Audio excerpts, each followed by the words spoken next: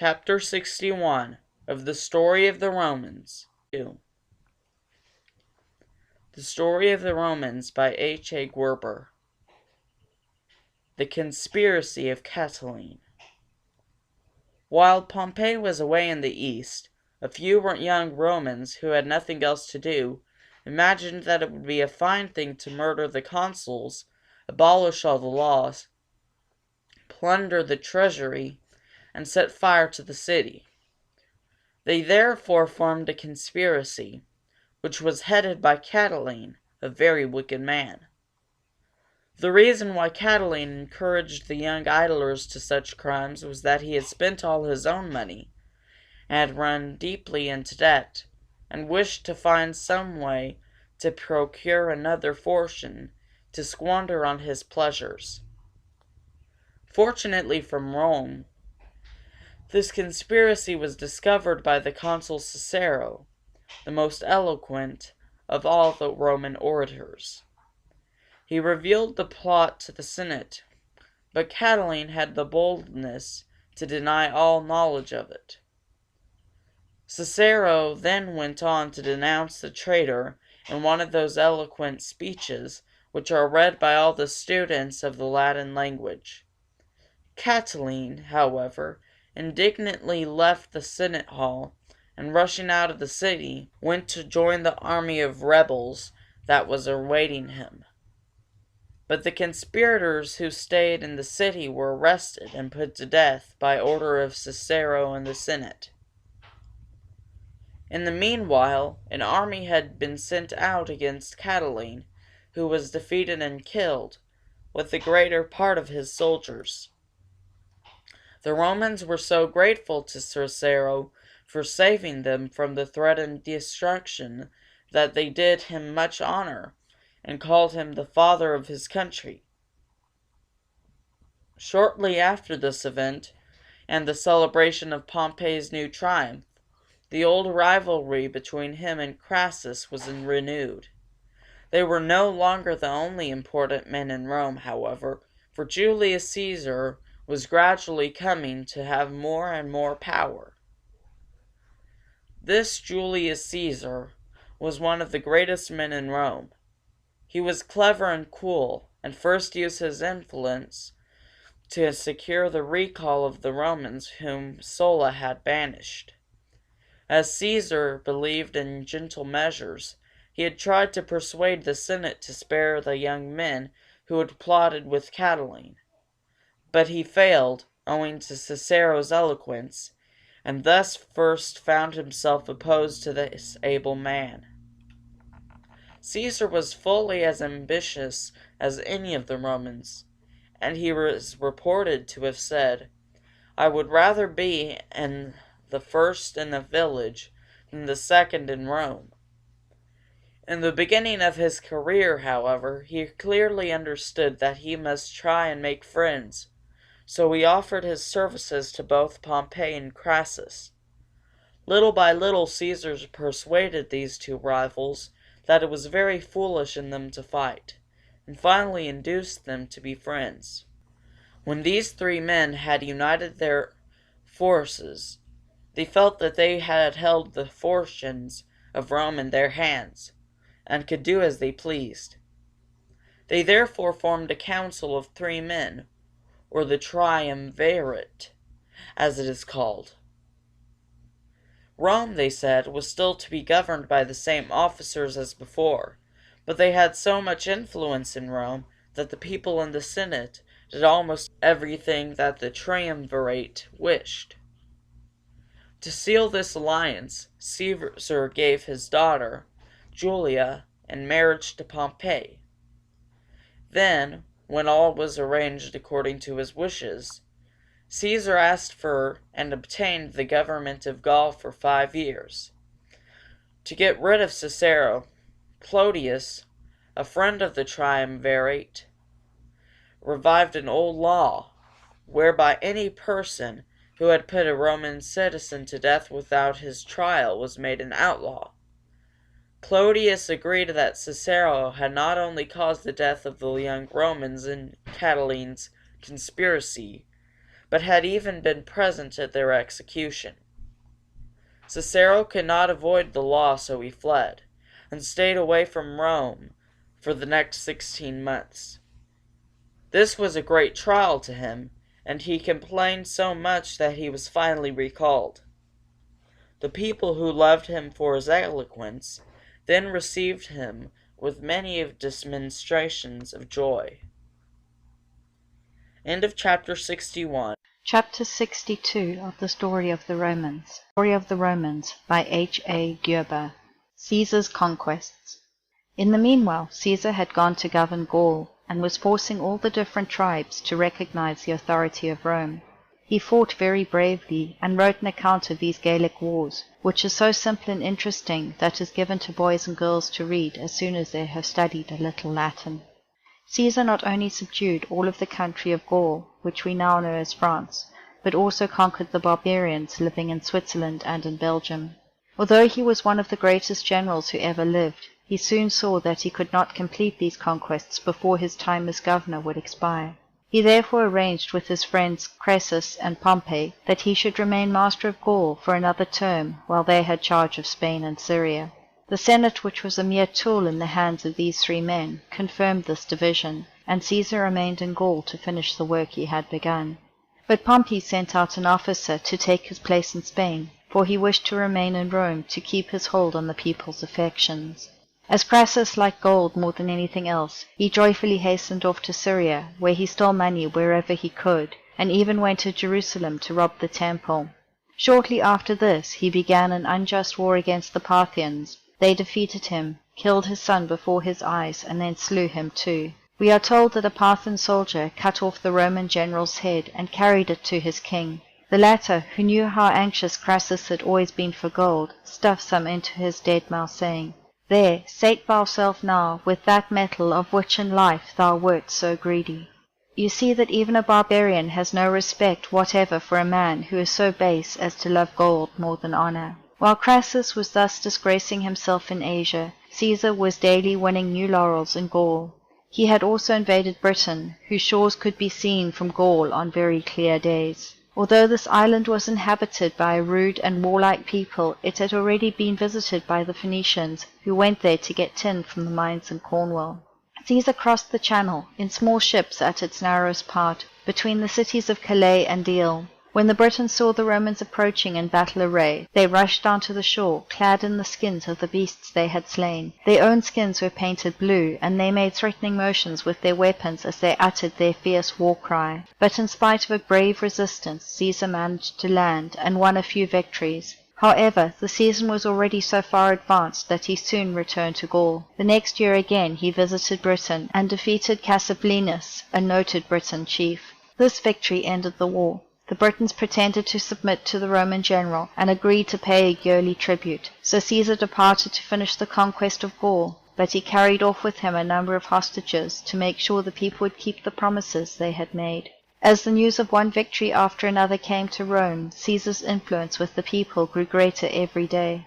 Pompey heard all about this, and he soon became very jealous of his friend's fame. As his wife Julia had died, he no longer felt bound to Caesar by any tie, so he began to do all he could to harm his absent colleague. As to the soldiers, they were all devoted to their general, because he spoke kindly to them, knew them by name, and always encouraged them by word and example, in camp and on the march. End of chapter 62. Chapter 63 of the Story of the Romans. The Story of the Romans by H.A. Guerber. Chapter 63. The Crossing of the Rubicon. The news of Pompey's hostility was soon conveyed to Caesar, who therefore tried harder than ever to keep in the good graces of the Romans, and asked to be named consul. Caesar had now been governor of Gaul almost 9 years. In that short space of time he managed to subdue 800 towns and 300 tribes, and he had fought against more than 3 million soldiers. His services had been so great that Pompey dare not oppose his wishes openly, lest the people should be angry. Pompey, however, was very anxious that his rival should come to Rome only as a private citizen. He therefore bribed a man to oppose Caesar's election as consul, on the plea that it was against the law to elect any man who was absent from the city. Then, as Caesar stayed in Gaul, Pompey advised the Senate to recall 2 of his legions, but even when parted from him, these men never forgot the general they loved, and remained true to him. As all the attempts to hinder Caesar and lessen his glory had been in vain, Pompey now fancied that it would be a good plan to make him come back to Rome, where he would not have an army at his beck and call. So the Senate sent out the order that Pompey wished, but instead of starting out for Italy alone, Caesar came over the Alps at the head of his army. The great general was determined to get the better of his rival, arms in hand, if he could not secure what he wished more peaceably. The news of Caesar's crossing the Alps at the head of his army filled the senators with dismay. They feared the anger of a man who had won so many victories. Remembering that Pompey had often saved the state from threatening dangers, they implored him to take an army and go northward to check Caesar's advance. As we have already seen, Caesar did not like bloodshed, and he was unwilling to fight with other Romans if he could secure what he wished without doing so. He therefore paused several times and made several attempts to make peace with Pompey. But, when all his offers were refused, he ceased to hesitate, and boldly crossed the Rubicon, crying, "The die is cast!" The Rubicon was a small river which flowed between the province of Gaul and the territory of the Roman Republic. For this reason it was against the law for the governor of Gaul to cross it without laying down his arms. As Caesar did not obey this law, he plainly showed that he no longer intended to respect the Senate's wishes, and was ready to make civil war. Caesar's crossing of the Rubicon was a very noted event. Ever since then, whenever a bold decision has been made, or a step taken which cannot be recalled, the people have exclaimed, "The die is cast," or "He has crossed the Rubicon," and when you hear these expressions used, you must always remember Caesar and his bold resolve. When Pompey heard that Caesar had invaded Roman territory and was coming toward Rome, his heart was filled with terror. Instead of remaining at his post, he fled to the sea and embarked at Brundisium, the modern Brindisi. His aim was to sail over to Greece, where he intended to collect an army large enough to meet his rival and former friend. Caesar marched into Rome without meeting any opposition. Arrived there, he broke open the treasury of the Republic and took all the money he needed to pay his troops. Then he sent out troops to meet Pompey, while he went straight to Spain, where he added to his fame by conquering the whole country in a very short time. The conquest of Spain completed, the untiring Caesar next set out for Greece, where he planned to meet Pompey himself. In the meanwhile, however, Pompey had gathered together many troops, and had been joined by many prominent Romans, among whom were Cicero, the great orator, and Brutus, a severe and silent but very patriotic man. The end of Chapter 63. Chapter 64 of the Story of the Romans. The Story of the Romans by H.A. Guerber, Chapter 64. The Battle of Pharsalia. When Caesar reached the port of Brundisium, he found that there were not vessels enough to carry all his army across the sea. He therefore set out with one part, leaving the other at Brundisium under the command of his friend Mark Antony, who had orders to follow him as quickly as possible. Instead of obeying promptly, Mark Antony waited so long that Caesar secretly embarked on a fisherman's vessel to return to Italy and find out the cause of the delay. This boat was a small open craft, and when a tempest arose the fishermen wanted to turn back. Caesar then tried to persuade them to sail on, and proudly said, "Go on boldly and fear nothing, for you bear Caesar and his fortunes."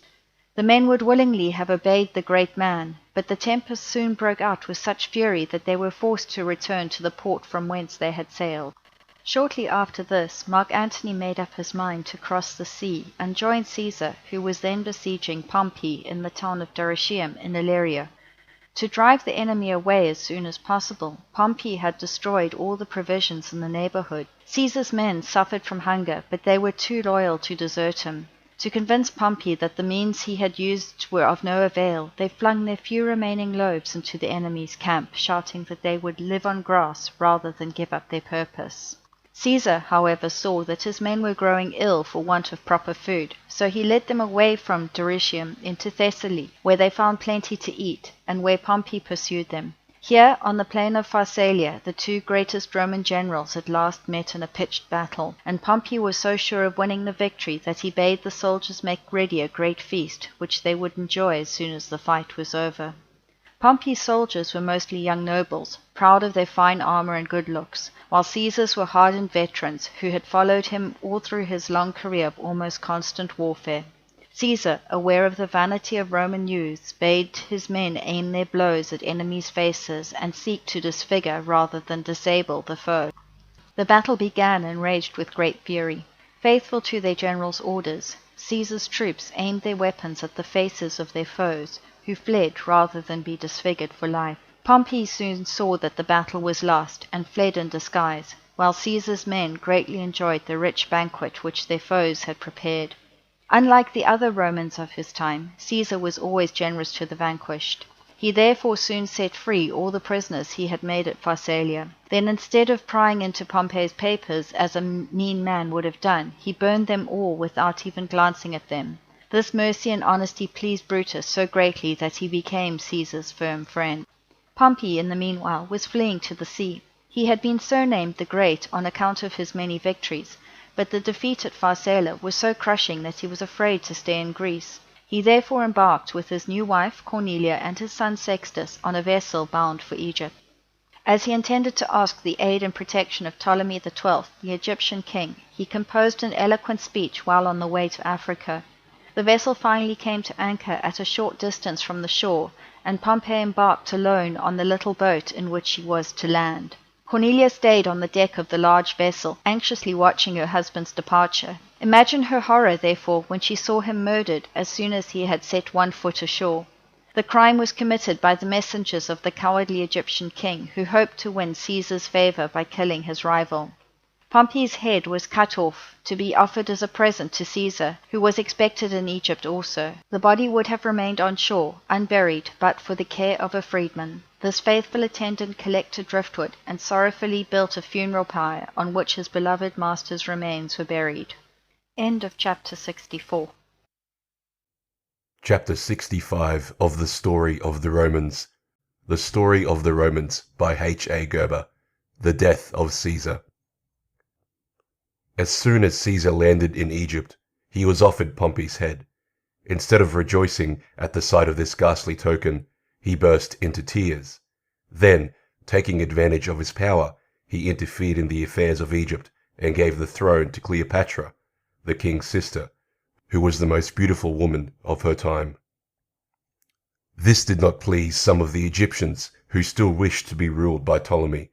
The result was a war between Ptolemy and the Egyptians on one side, and Caesar and Cleopatra on the other. In the course of this conflict, the whole world suffered a great loss, for the magnificent library at Alexandria, containing 400,000 manuscript volumes, was accidentally set on fire. These precious books were written on parchment, or on a sort of bark called papyrus. They were all burned up, and thus were lost the records of the work of many ancient students. Caesar was victorious, as usual, and Cleopatra was made queen of Egypt. The Roman general then left her and went to fight in Pontus, where a new war had broken out.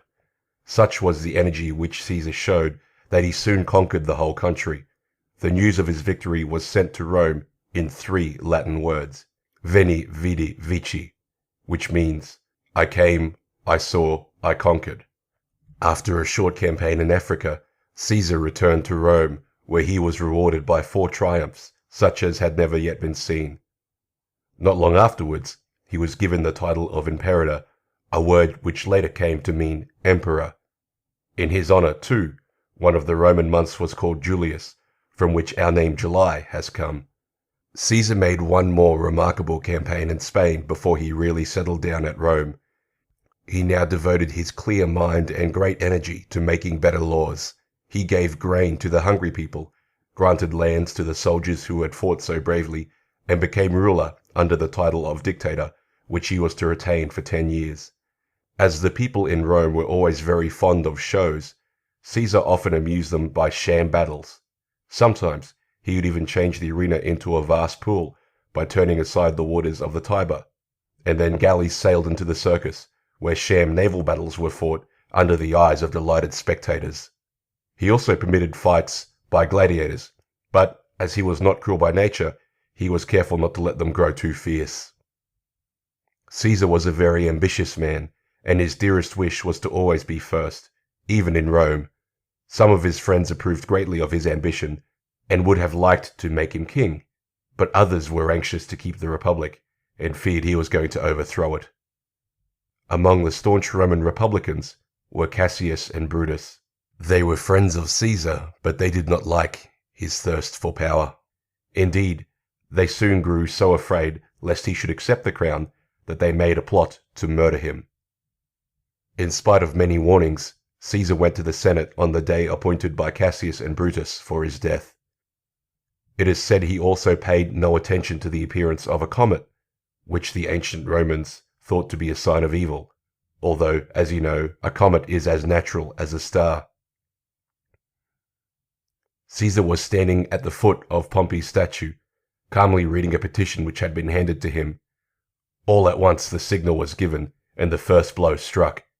The great man first tried to defend himself, but when he saw Brutus pressing forward, dagger in hand, he sorrowfully cried, "And you too, Brutus?"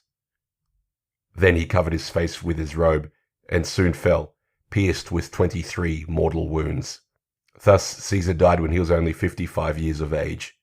He was the greatest general, the best statesman, and the finest historian of his time and race. You will find many interesting things to read about him, and among them is a beautiful play by Shakespeare. In this play, the great poet tells us how Caesar was warned, and how he went to the Senate in spite of the warnings. And then he describes the heroic death of Caesar, who was more grieved by his friend's treachery than by the ingratitude of the Romans, whom he had served for so many years. End of The Death of Caesar. Chapter 66 of The Story of the Romans. The Story of the Romans by H.A. Guerber. The Second Triumvirate. Caesar, the greatest man in Roman history, was dead. He had been killed by Brutus, an honourable man, who fancied it was his duty to rid his country of a man whose ambition was so great that it might become hurtful. Brutus was as stern as patriotic, and did not consider it wrong to take a man's life for the good of the country. He therefore did not hesitate to address the Senate, and try to explain his reasons for what he had done.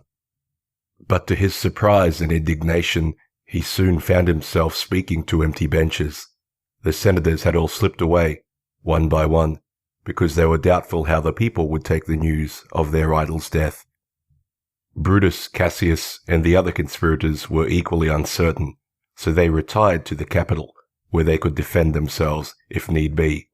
The Romans, however, were at first too stunned to do anything.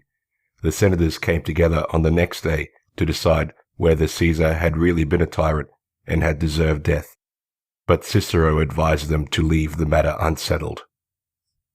Thus, by Cicero's advice, the murderers were neither rewarded nor punished, but a public funeral was decreed for the dead hero.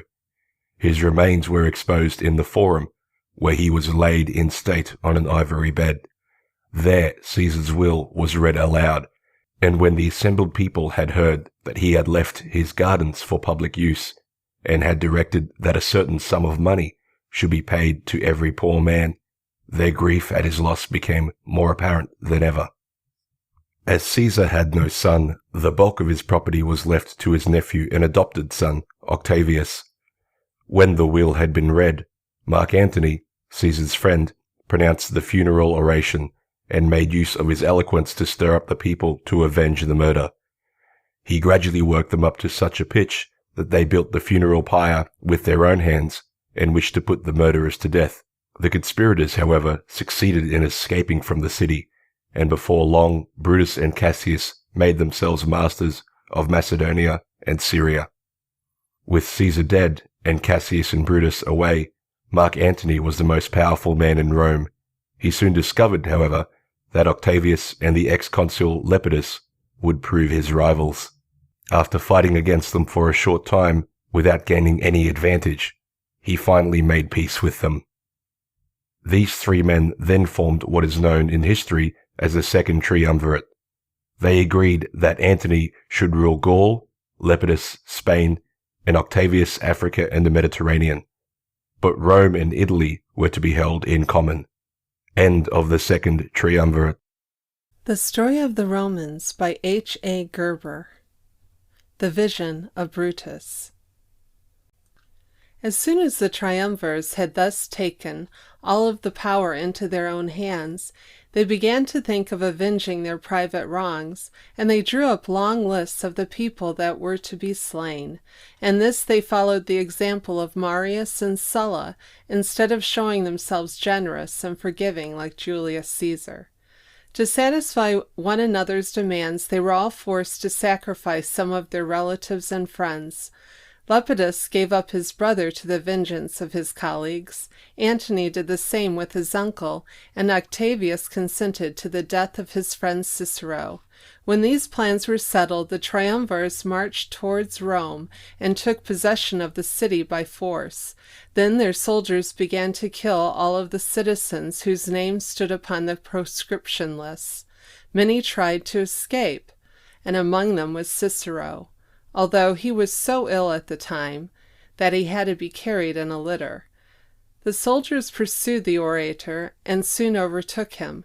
Knowing that all resistance would be useless, Cicero thrust his head meekly out of the litter, and it was struck off with a single blow. The men also carried away his right hand, because Antony had said that he would like to have the hand which had written such angry speeches against him. Antony and his wife Fulvia are said to have received these ghastly presents with lively tokens of joy. Fulvia even pierced the dead orator's tongue with her golden hairpin, in revenge for his having ventured to speak ill of Antony. But this unfeeling woman was soon punished for her cruelty. Her husband, who had not scrupled to kill a friend, soon deserted her, and she finally died of grief and loneliness. More than 2,000 Roman citizens were murdered at this time to satisfy the cruelty of the triumvirs. Many others escaped death only by leaving the country. We are told that one young man carried off his aged and infirm father on his back to save him from his pursuers. Father and son reached a place of safety, where they stayed in hiding until they could return to Rome without danger. They were warmly welcomed when they came back, and everyone had a kind word to say to the brave young man who had not forsaken his father, although his own life was threatened too. At the very head of the triumvirs' proscription list stood the names of Brutus and Cassius, but these murderers of the great Caesar were absent, and therefore could not be killed. Brutus had gone to Athens in Greece, where he persuaded many of the Romans who were studying there to join his army in Macedonia. It was here that Brutus, a very poor sleeper, once had a strange dream. A spectre appeared to him while he slept and solemnly said, "Brutus, I am thy evil genius. Thou shalt see me again at Philippi." Shortly after this, Brutus was camping at Philippi with an army. On the eve of a very great battle, he is said to have seen the same spectre who now warned him that his end was near. The Battle of Philippi was a very serious one, for Brutus, Cassius, and all their friends were on the one side, while Mark Antony, Octavius, and many other Romans were on the other. Before very long, however, Cassius and his men were defeated, and he killed himself without waiting for the end of the battle. Brutus was at first victorious, but a few days later he too was defeated. While he was striking madly right and left, his friend Lucilius sprang forward. Lucilius had seen that Antony's men were trying to capture Brutus, so he threw himself before his beloved general, crying aloud that he was Brutus. While he was being taken to Antony's tent, where the mistake was soon discovered, the real Brutus escaped. Fearing that he would be overtaken and made prisoner, Brutus vainly implored his friends and slaves to kill him. Then, in despair, he fell at last upon his own sword. When Brutus thus put an end to his life, he was only 43 years of age, and had survived Caesar about 2 years. End of The Vision of Brutus by H.A. Guerber. Chapter number 68 of the Story of the Romans, The Story of the Romans by H.A. Guerber, chapter number 68, Antony and Cleopatra. The victory at Philippi left Mark Antony, Lepidus, and Octavius masters of the Roman world. They soon made a new division of it, by which, while Antony went to Asia, and Lepidus to Africa, Octavius stayed in Rome. Although these three men were apparently the best of friends, they really feared and hated one another, and their alliance could not last very long. Octavius, the most ambitious of the three, soon determined to become sole ruler. He knew that Lepidus was old and could easily be disposed of, but Mark Antony was so powerful that it was necessary to avoid open war for a long time.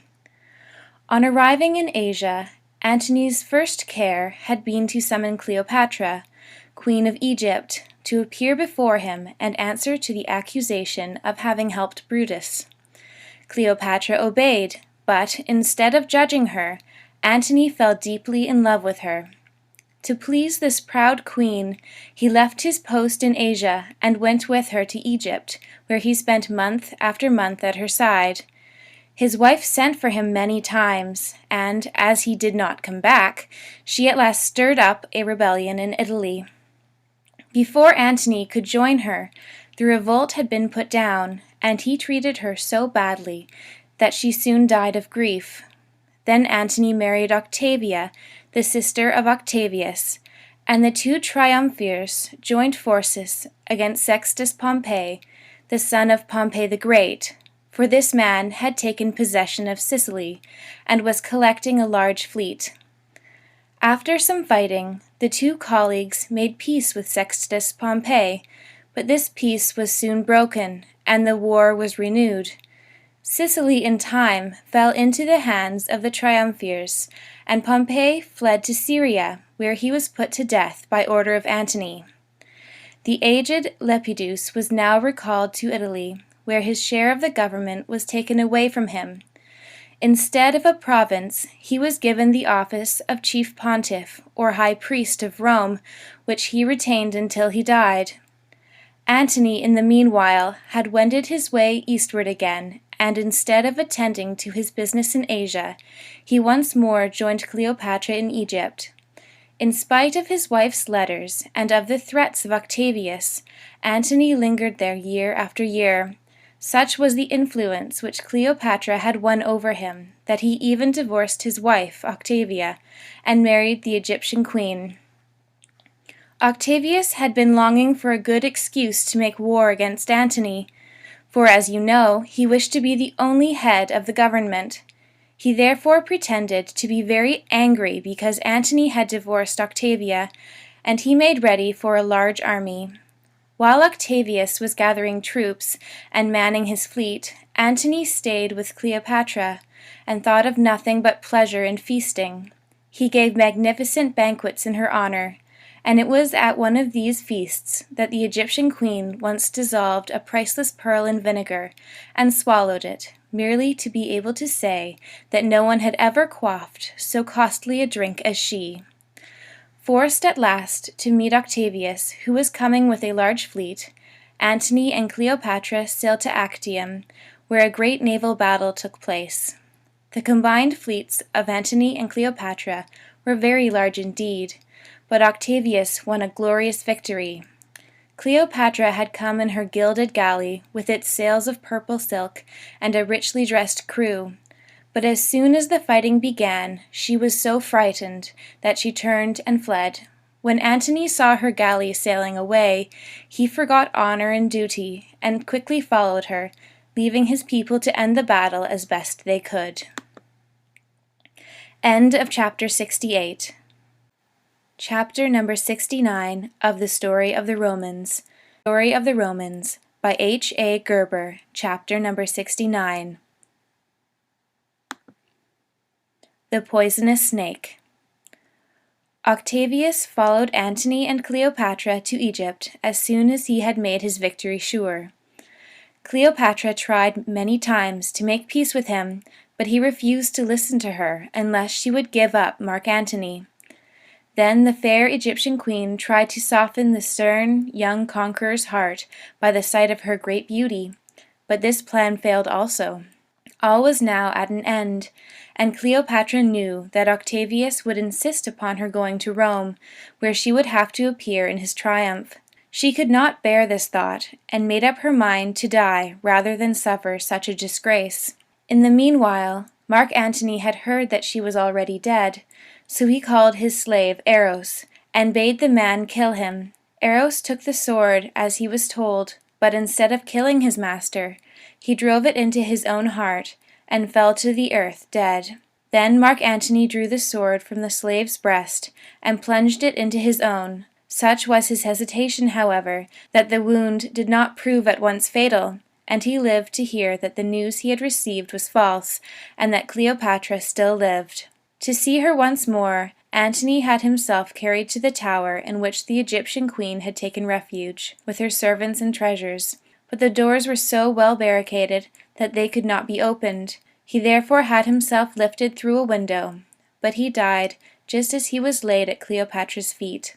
After obtaining permission to bury Antony, and assuring herself that there was no hope of escape, Cleopatra lay down upon her couch to die. Taking an asp, a very poisonous serpent, from a basket of fruit in which it was hidden, she allowed it to bite her till she died. Octavius, warned of her danger, sent in haste to save her, but his officer found her already dead, with her favorite attendants dying at her feet.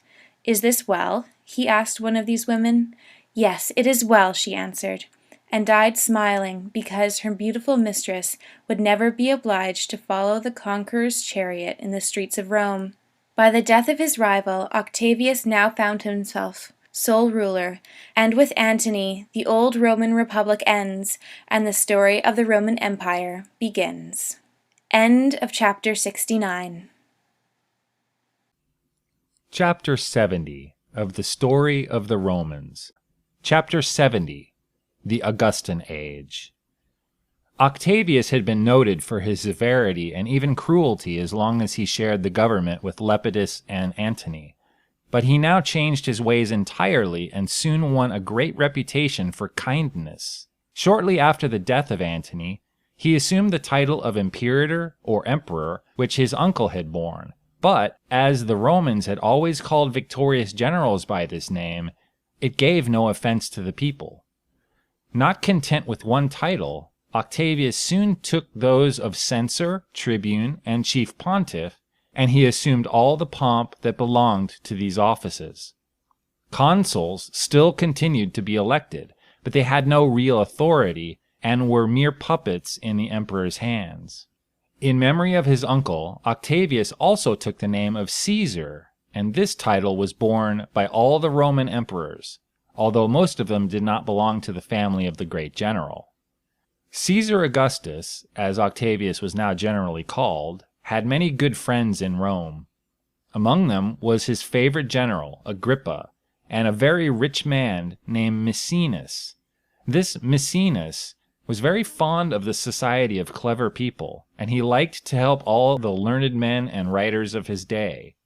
At the banquets given at the house of Maecenas, you would have seen the most famous men of the time, and this period was so rich in talented writers that it is called the Augustan Age. The greatest genius was the poet Virgil, the author of the Aeneid. The Aeneid, as you may know, is a poem in which are told the adventures of Aeneas, the founder of the Roman race. There were other talented poets in Rome, such as Ovid and Horace, whose works you will find very beautiful when you come to read Latin. Then, too, there was Livy, the historian, and Cornelius Nepos, the writer of the lives of great men.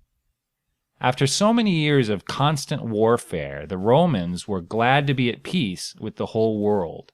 It was therefore a cause of much rejoicing when Augustus ordered that the temple of Janus should again be closed.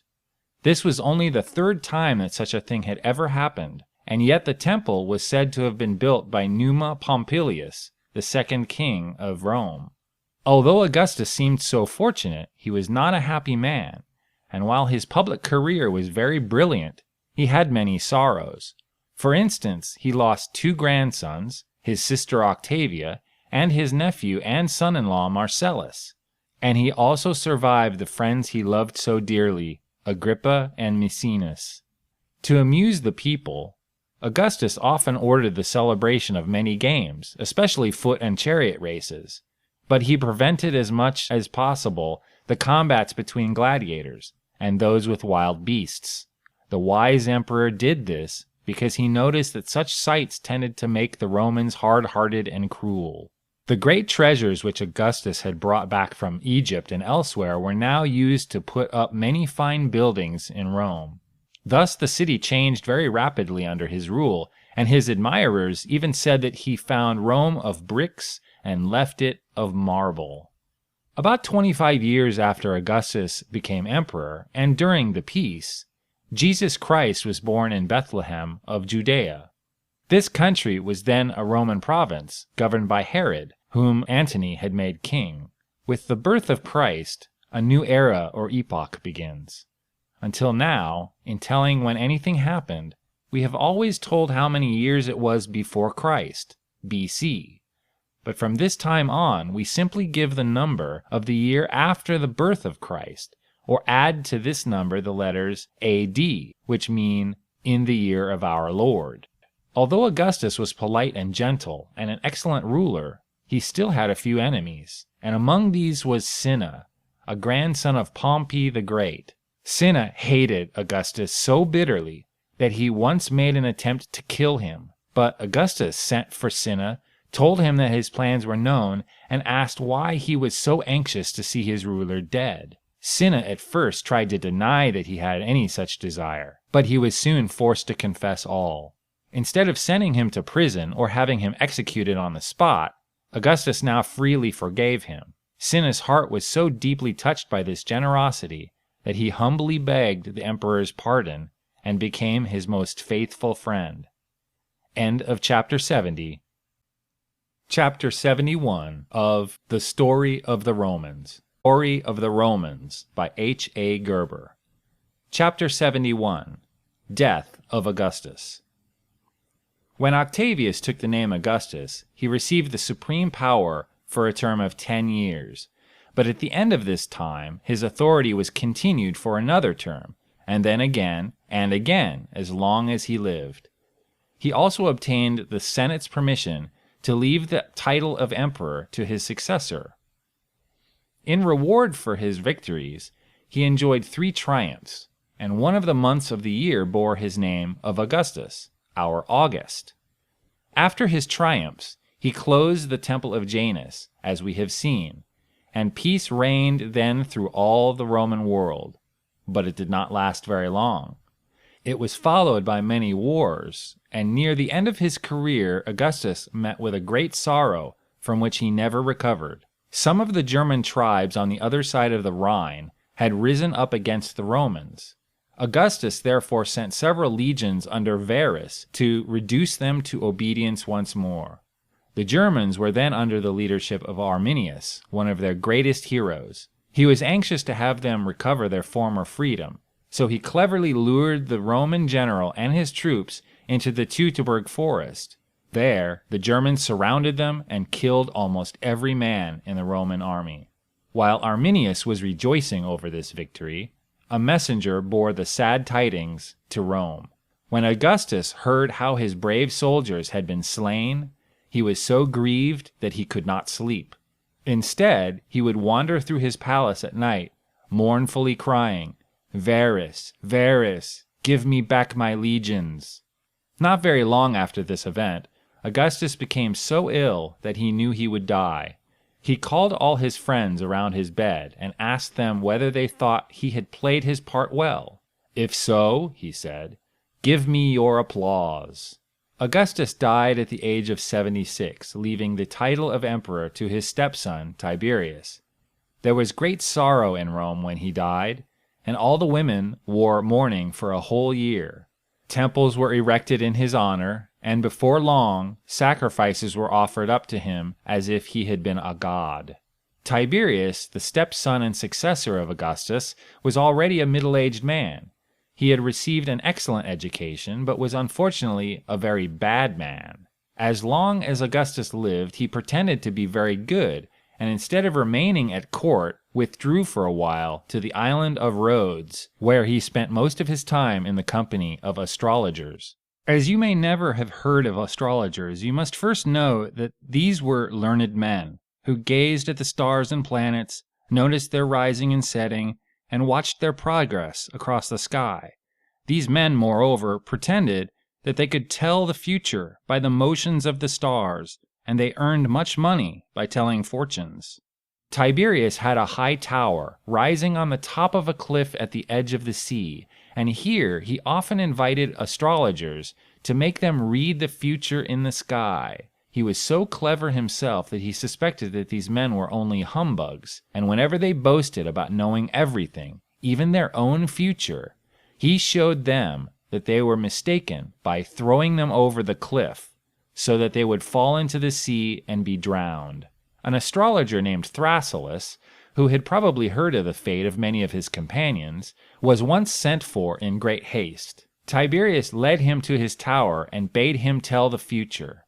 The man gazed at the stars for some time, and finally said, "You, Tiberius, are sure to become emperor, but I am threatened with a great danger." Pleased by this answer, Tiberius allowed the clever astrologer to leave the tower unharmed. End. Chapter 72 of The Story of the Romans. The Story of the Romans by H.A. Guerber. Chapter 72. Varus Avenged. Tiberius had been summoned to Rome several years before the emperor's death, for Augustus little suspected what a bad man his stepson really was. He even adopted Tiberius as his own son and successor, and gave him the titles of Caesar and Emperor. These were given to him, however, only upon condition that he would, in his turn, adopt his nephew, Germanicus. This young man was as good and true as Tiberius was bad and deceitful. As he was very brave indeed, he was given the command of the Roman legions stationed on the Rhine, and here he soon won the affections of all of his soldiers. Tiberius had a bad motive for nearly everything that he did, and he had sent his nephew to the Rhine because of the hatred that he felt toward the young man. He hoped that in this dangerous position Germanicus would soon die like Varus, for the Germans, encouraged by their one victory, were constantly trying to win more. On one occasion, while Germanicus was absent for a short time, the Roman legions revolted. The young general, fearing for the safety of his wife, Agrippina, and his children, sent them all away. Now it seems that those rude men had taken a great fancy to his youngest child, who was only 3 years old. The boy, too, was fond of the soldiers, and wore little boots like theirs, and on account of these he was known by the name of Caligula. To have their little favorite back among them once more, the revolted soldiers humbly came and begged Germanicus to forgive them. He did so freely, but took advantage of their new resolutions of good conduct to lead them against the Germans. After a few victories, the Roman army came to the very spot where Varus and his legions had so treacherously been slain, and here Germanicus paused with his men. The bones of the dead Romans were piously collected and buried under a great mound, upon which Germanicus laid the first sod. Then, while his soldiers were thirsting to avenge their countryman's death, he led them on further and further until they met and defeated Arminius. In the meanwhile, Tiberius had begun his reign. He pretended at first that he did not want the imperial crown, but he secretly bribed the senators to get down on their knees before him and implore him to accept it. The new emperor, unlike most Romans, took no delight in chariot races, pantomimes, or shows of any kind. These amusements, however, were constantly taking place, and the people thronged into the circuses to see the fun.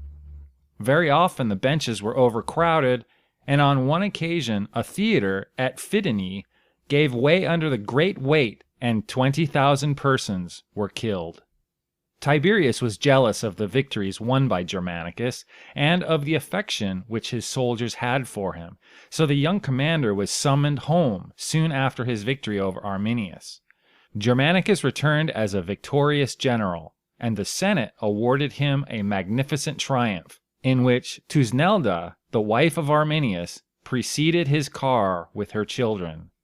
In memory of this triumph, a coin was struck in Rome, bearing on one side the name and picture of Germanicus, and on the other his return from Germany with the broken ensigns of Varus. The inscription around it was, in Latin, "The return of good luck." This coin, like many others thus struck for special occasions, is very rare and precious, and can be seen only in the best collections. End of chapter 72. Chapter 73 of The Story of the Romans. Story of the Romans by H.A. Guerber. Chapter 73. Death of Germanicus. Soon after the return of Germanicus from the north, the news came that the Parthians were threatening an invasion. Tiberius at once bade his adopted son go to Asia and find them, but he still felt very jealous of Germanicus, and it was said that he sent secret orders to his agent, Piso, to kill the young prince. Poor Germanicus, who little dreamed of these evil intentions, took the cup of poison which Piso offered him and died soon after drinking it. His soldiers were so furious at his death that they would have killed the traitor had he not fled. All the people at Antioch, where the noble prince had died, mourned him. A solemn funeral was held, and his ashes were placed in an urn and given to Agrippina, so that she might carry them back to Italy. Even the enemies of Germanicus were sorry when they heard that he had perished, and they showed their respect for his memory by not fighting for several days. Agrippina now sadly returned to Rome, carrying her husband's ashes, and followed by her 6 young children. She was met and escorted by crowds of people, and all wept as she passed slowly by on her way from the ship to the tomb of Augustus, where the ashes of Germanicus were placed. Even Tiberius made believe to be sorry.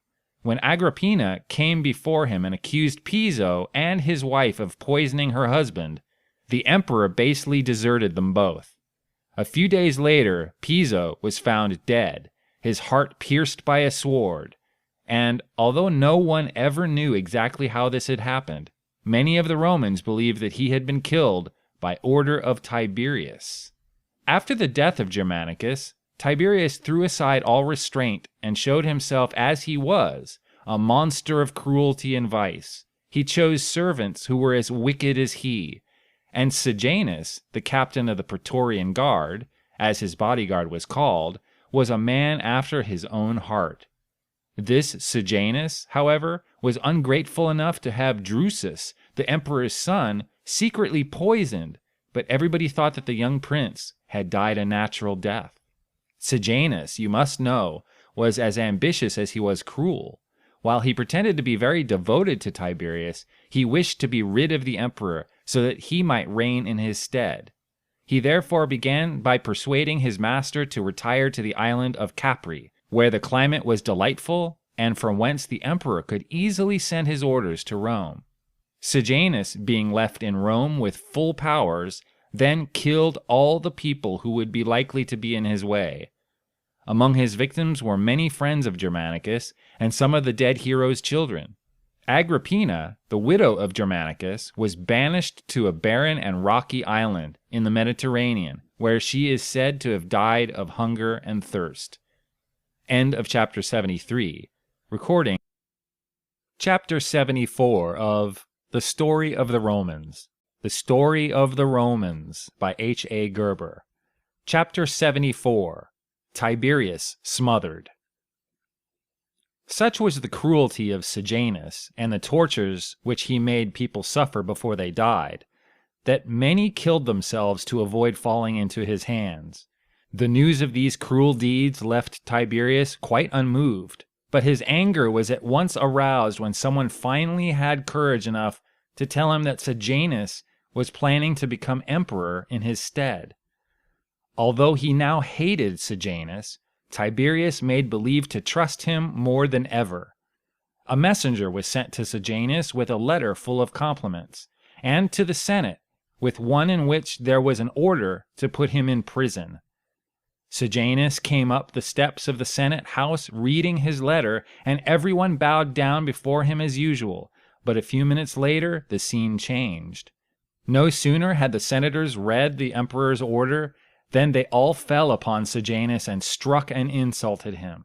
The people followed their example, and when the executioner had strangled him, they tore his body to pieces and flung the bloody remains into the Tiber. Tiberius gave further vent to his rage by ordering the death of all the people whom he fancied to be his enemies. He gave strict orders also that no one should shed tears for those he had condemned.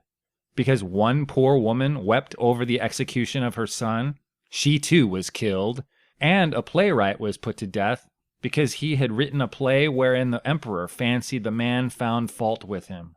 All the Roman prisons were full, but when Tiberius heard that they would not hold another prisoner, he gave orders that they should be cleared by killing all the people in them, without waiting to have them tried.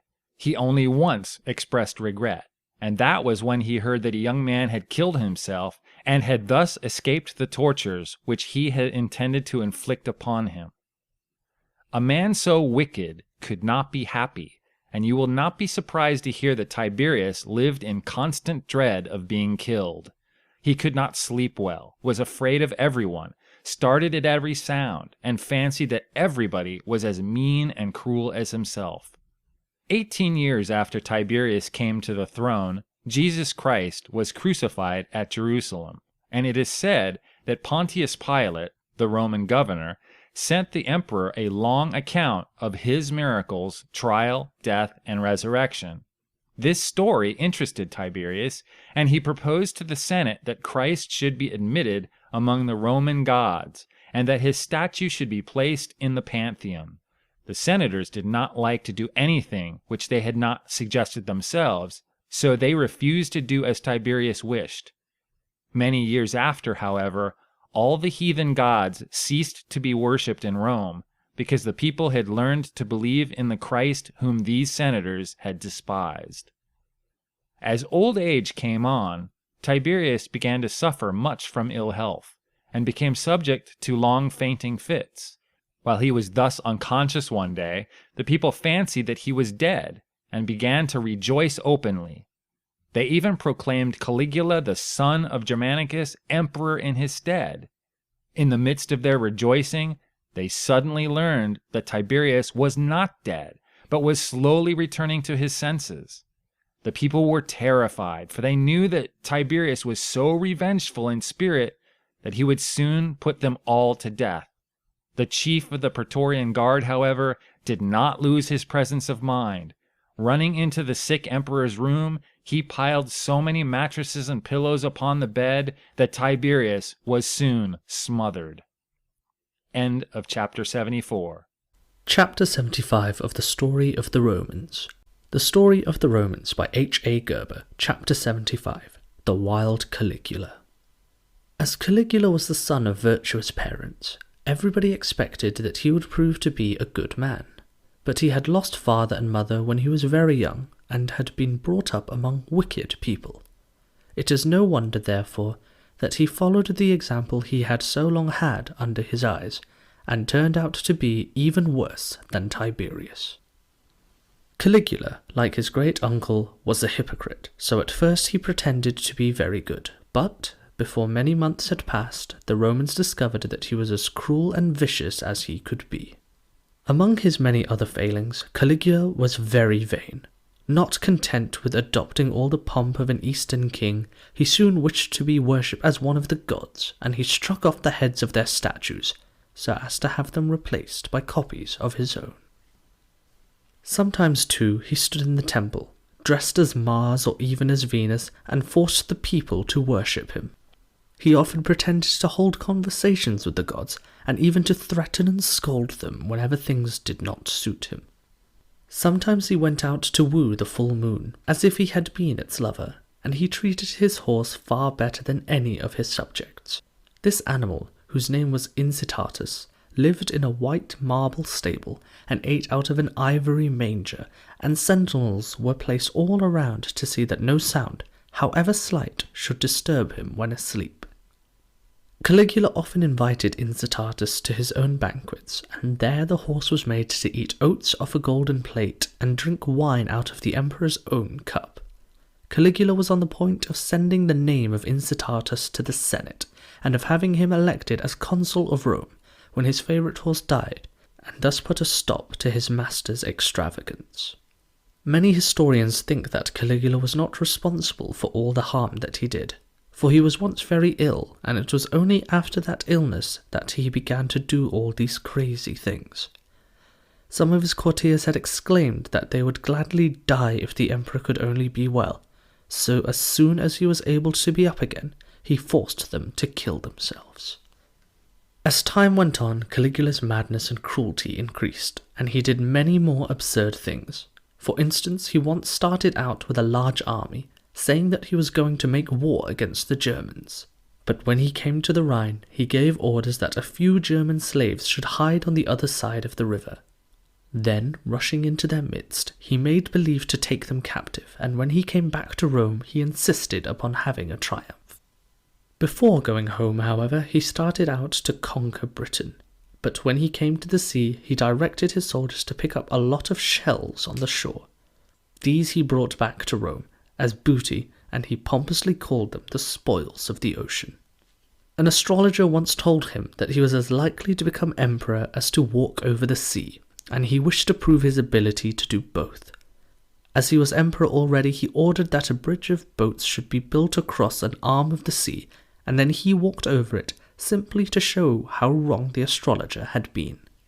An ordinary boat to travel about in would not have suited Caligula, so he had a galley built of cedar wood. The oars were gilded, the sails were made of silk, and on the deck was a pleasure garden with real plants and trees bearing fruit of all kinds. The cruelty of this emperor was quite as great as his folly. We are told that he killed his own grandmother, caused many Romans to die in slow torture, and once exclaimed, "I wish that the Roman people had but one head so that I might cut it off at a blow." Caligula's tyranny lasted about 3 years.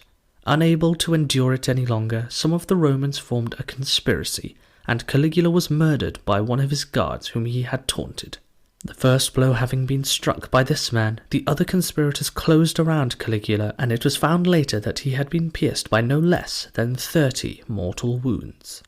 Such was the end of this monster, of whom Seneca, a Roman writer, has said, "Nature seemed to have brought him forth to show what mischief could be effected by the greatest vices, supported by the greatest authority." End of chapter 75. Chapter 76 of the Story of the Romans. The Story of the Romans by H.A. Guerber, Chapter 76, The Wicked Wives of Claudius.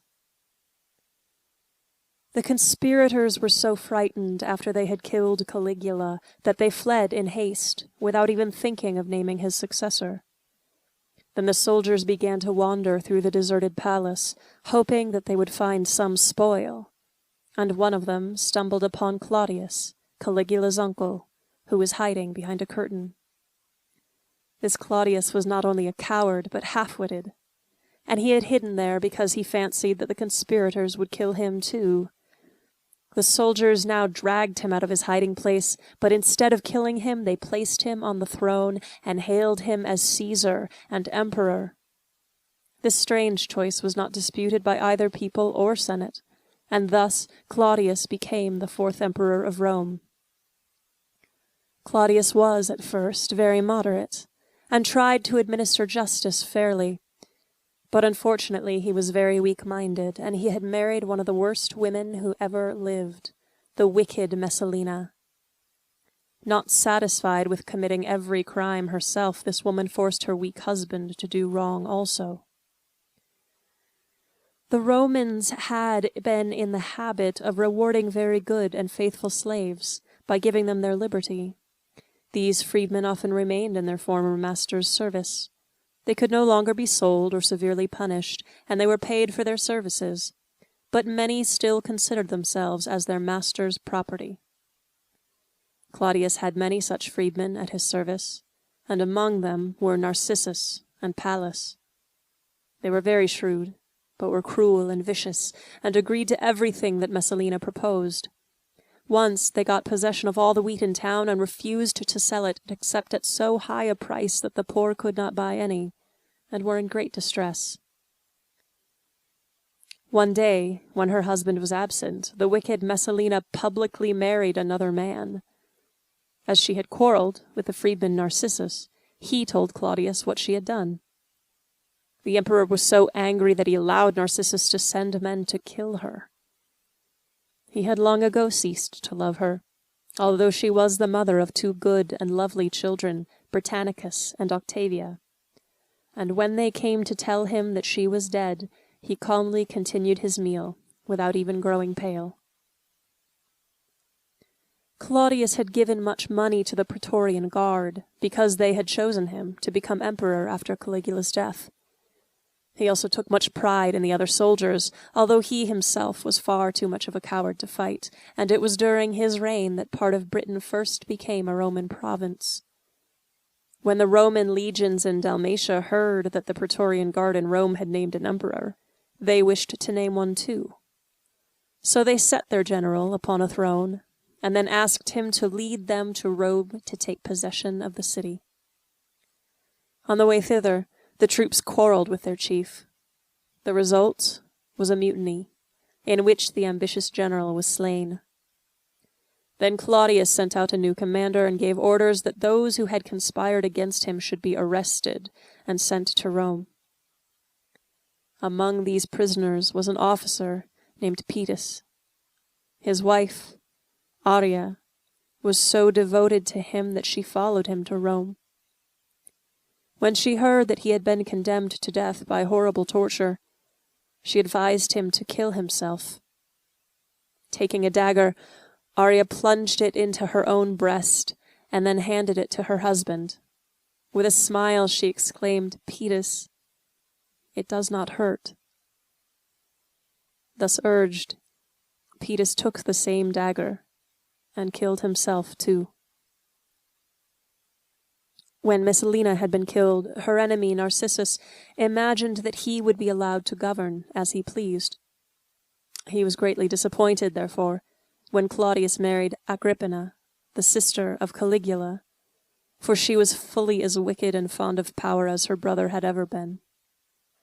Agrippina had been married before, and as her husband died very suddenly, it was whispered in Rome that she had poisoned him.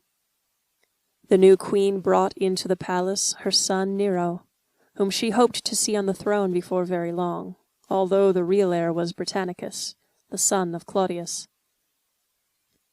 Nero was carefully educated, under the care of the philosopher Seneca and Burrus, the chief of the Praetorian Guard. Both of these men were devoted to Agrippina, and by her orders they bestowed all their care upon Nero, while Britannicus was neglected and set aside. Then as soon as Nero was old enough, Agrippina persuaded Claudius to give him the Princess Octavia as a wife. Narcissus had seen all these changes with great displeasure, and tried to find some way of getting rid of the empress. Agrippina, however, guessed his plans, and persuaded Claudius to send him away.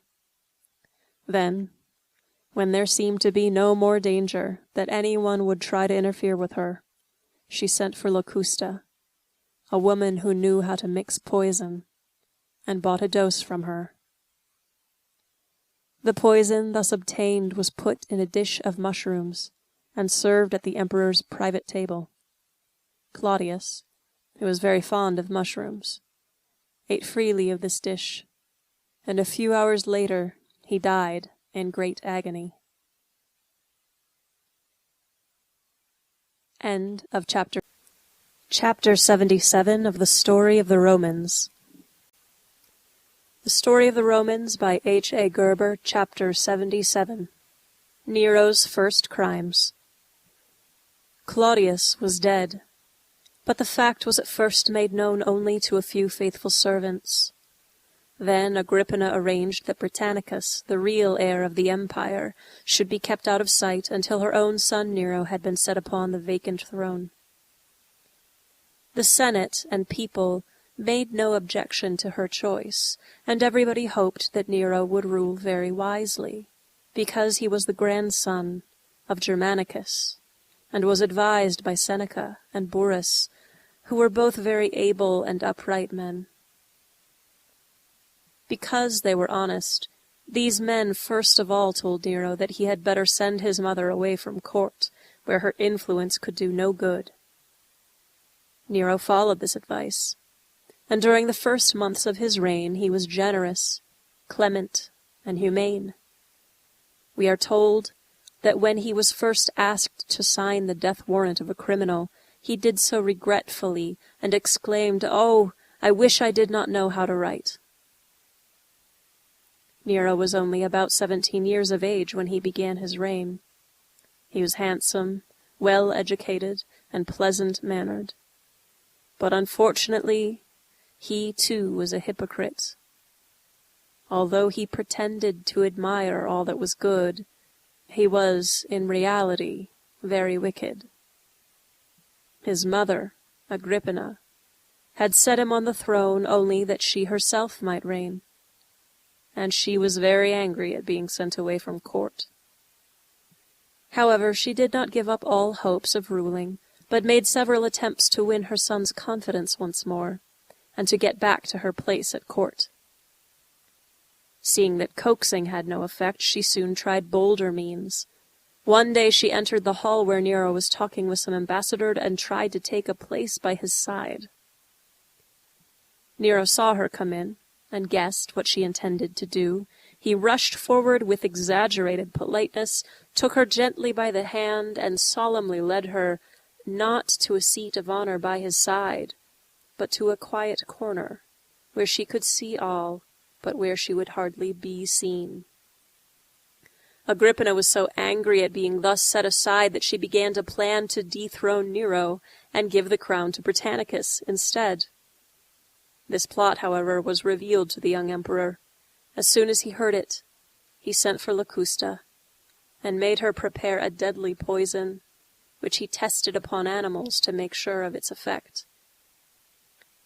When quite satisfied that the poison would kill anyone who took it, Nero invited his stepbrother to his own table, and cleverly poisoned him. Although Britannicus died there, before his eyes, the emperor showed no emotion whatever. But later on, he saw that people mourned the young victim, and then he pretended to weep too. His wife, Octavia, the gentle sister of Britannicus, was sent away soon after, and in her place Nero chose Poppaea, a woman who was as wicked as Messalina or Agrippina. This woman gave him nothing but bad advice, which he was now only too glad to follow. Having killed his brother, Nero next began to plan how he might kill his mother. He did not wish to poison Agrippina, so he had a galley built in such a way that it could suddenly be made to fall apart. As soon as this ship was ready, he asked his mother to come and visit him. Then, after treating her with pretended affection, he sent her home on the treacherous galley. As soon as it was far enough from the shore, the bolts were loosened, and the ship parted, hurling Agrippina and her attendants into the sea. One of the queen's women swam ashore, and cried out that she was Agrippina in order to secure prompt aid from some men who stood there. Instead of helping her, the men thrust her back into the water, and held her under until she was drowned, for they had been sent there by Nero to make sure that no one escaped. The real Agrippina, seeing this, pretended to be only a waiting maid, and came ashore safely. The young emperor was at table when the news of his mother's escape was brought to him. He flew into a passion on hearing that his plans had failed, and at once sent a slave to finish the work that had been begun. In obedience to this cruel order, the slave forced his way into Agrippina's room, When she saw him coming with drawn sword, she bared her breast and cried, "Strike here where Nero's head once rested." The slave obeyed, and Nero was soon told that his mother was dead. End of chapter 77. Chapter 78 of the Story of the Romans. The Story of the Romans by H.A. Guerber, chapter 78. The Christians Persecuted. At first, Nero was rather frightened at his own crimes. The Romans, however, did not resent the murder of Agrippina, but gave public thanks because the emperor's life had been spared. And when Nero heard of this, he was quite reassured. Shortly afterwards, the gentle Octavia died too, and then Nero launched forth into a career of extravagance as wild as that of Caligula.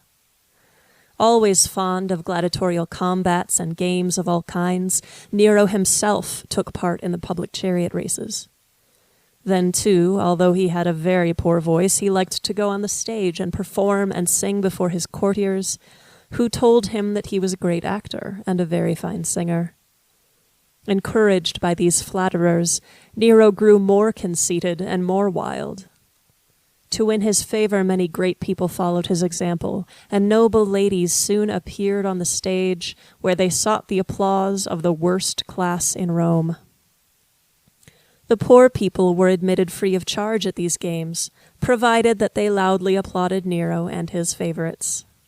As they could not attend to their own work, owing to the many festivities, the emperor ordered that they should be fed at the expense of the state, and he made lavish gifts of grain.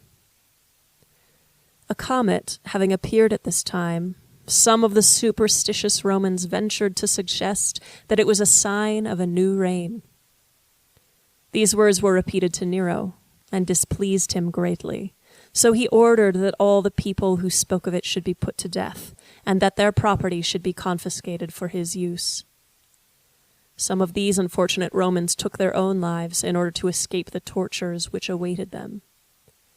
There were others whom the emperor did not dare to arrest openly, lest the people should rise up against him, and these received secret orders to open their veins in a bath of hot water, and thus bleed to death. For the sake of the excitement, Nero used to put on a disguise and go out on the highways to rob and murder travelers. On one occasion he attacked a senator, who, failing to recognize him, struck him a hard blow. The very next day the senator found out who the robber was, and, hoping to disarm Nero's rage, went up to the palace and humbly begged his pardon for striking him. Nero listened to the apologies in haughty silence, and then exclaimed, "What, wretch! You have struck Nero, and are still alive?" And although he did not kill the senator then and there, he nevertheless gave the man strict orders to kill himself, and the poor senator did not dare to disobey. Nero had received a very good education, and so he was familiar with the great poem of Homer, which tells about the war of Troy. He wished to enjoy the sight of a fire, such as Homer describes when the Greeks became masters of that city. He therefore, it is said, gave orders that Rome should be set afire, and sat up on his palace tower, watching the destruction, and singing the verses about the fall of Troy while he accompanied himself on his lyre. A great part of the city was thus destroyed. Many lives were lost, and countless people were made poor. But the sufferings of others did not trouble the monster Nero, who delighted in seeing misery of every kind. Ever since the crucifixion of our Lord, during the reign of Tiberius, the apostles had been busy preaching the gospel. Peter and Paul had even visited Rome and talked to so many people that there were, by this time, a large number of Roman Christians. The Christians, who had been taught to love one another and to be good, could not of course approve of the wicked Nero's conduct. They boldly reproved him for his vices, and Nero soon took his revenge by accusing them of having set the fire of Rome, and by having them seized and tortured in many ways. Some of the Christians were beheaded. Some were exposed to the wild beasts of the circus, and some were wrapped up in materials which would easily catch fire, set upon poles, and used as living torches for the emperor's games. Others were plunged in kettles of boiling oil or water, or hunted like wild beasts. All of them, however, died with great courage, boldly confessing their faith in Christ, and because they suffered death for their religion, they have ever since been known as martyrs. During this first Roman persecution, St. Paul was beheaded, and St. Peter was crucified. St. Peter was placed on the cross head downward, at his own request, because he did not consider himself worthy to die as his beloved Master had died. End of chapter 78. Chapter 79 of the Story of the Romans. The Story of the Romans by H.A. Guerber, Chapter 79, Nero's Cruelty. As Rome had been partly destroyed, now Nero began to rebuild it with great magnificence. He also built a palace for his own use, which was known as the Golden Palace, because it glittered without and within with this precious metal. Nero was guilty of many follies, such as worshipping a favorite monkey, fishing with a golden net, and spending large sums in gifts to undeserving courtiers. And he is said never to have worn the same garment twice. Of course, so cruel and capricious a ruler as Nero could not be loved, and you will not be surprised to hear that many Romans found his rule unbearable, and formed a conspiracy to kill him. A woman named Epicharus took part in the plot, but one of the men whom she asked to help her proved to be a traitor. Instead of keeping the secret, this man hastened to Nero and told him that Epicharus knew the names of all the conspirators. So the emperor had her seized and cruelly tortured, but she refused to speak a word, although she suffered untold agonies. Then, fearing that she would betray her friends when too long suffering had exhausted her courage, Epicharus strangled herself with her own girdle. As Nero could not discover the names of the conspirators, he condemned all the Romans whom he suspected of having been in the secret, and forced them to kill themselves. Even his tutor Seneca obeyed when ordered to open his veins in a warm bath, and he died while dictating some of his thoughts to his secretary. The poet Lucan died the same way, and as long as his strength lasted, he recited some of his own fine poetry. We are told that the wife of one victim of Nero's anger tried to die with her husband, but that Nero forbade her doing so, had her wounds bound up, and forced her to live. Nero was so brutal that he kills his own wife Poppaea by kicking her, and so inconsistent that he had her buried with great pomp, built temples in her honor, and forced the Romans to worship her. As Nero's crimes were daily increasing in number, a new conspiracy was soon formed against him. This time his soldiers revolted. The legions in Spain elected their general, Galba, as emperor, and marched toward Rome to rid the world of the tyrant Nero. The emperor was feasting when the news of Galba's approach reached him. He was so frightened that he fled in haste, carrying with him a little box which contained some of Locusta's poisonous drugs. He rushed from door to door seeking an asylum, which was everywhere denied him. But finally, one of his freedmen led him to a miserable little hut, where he was soon followed by his pursuers. When Nero heard his enemies coming, he realized that he could not escape death, and sadly exclaimed, "What a pity that such a fine musician should perish." Then he made a vain attempt to cut his own throat, and had not his freedmen helped him, he would have fallen alive into Galba's hands. Nero was only a little over 30 when he died, and he had reigned about 14 years. He was the last Roman emperor who was related to Augustus, the wise ruler who had done so much to further the prosperity of Rome. End of chapter 79. Chapter 80 of the Story of the Romans. The Story of the Romans by H. A. Guerber. Chapter 80. 2 Short Reigns. Galba, the new emperor, was more than 70 years old at the time of his election, and he soon discovered that he could not do all that he wished. He tried very hard to curb the insolence of the soldiers, to punish vice, and to fill the empty state treasury, but he was not able to accomplish any of these ends. He had several favorites, and according to their advice he was either too severe or too lenient. His lack of firmness soon gave rise to discontent and revolts. As he had no son to succeed him, Galba wished to adopt a fine young man named Piso Licinianus, but the Senate and soldiers did not approve of this choice. Otho, a favorite of Galba, had hoped to be adopted as heir, but when he saw that another would be selected, he bribed the soldiers to uphold him with money which he stole from Galba's treasury. The mob believed all that Otho told them, and declared that he should be emperor in Galba's stead. Rushing off to the forum, they met the emperor and struck off his head.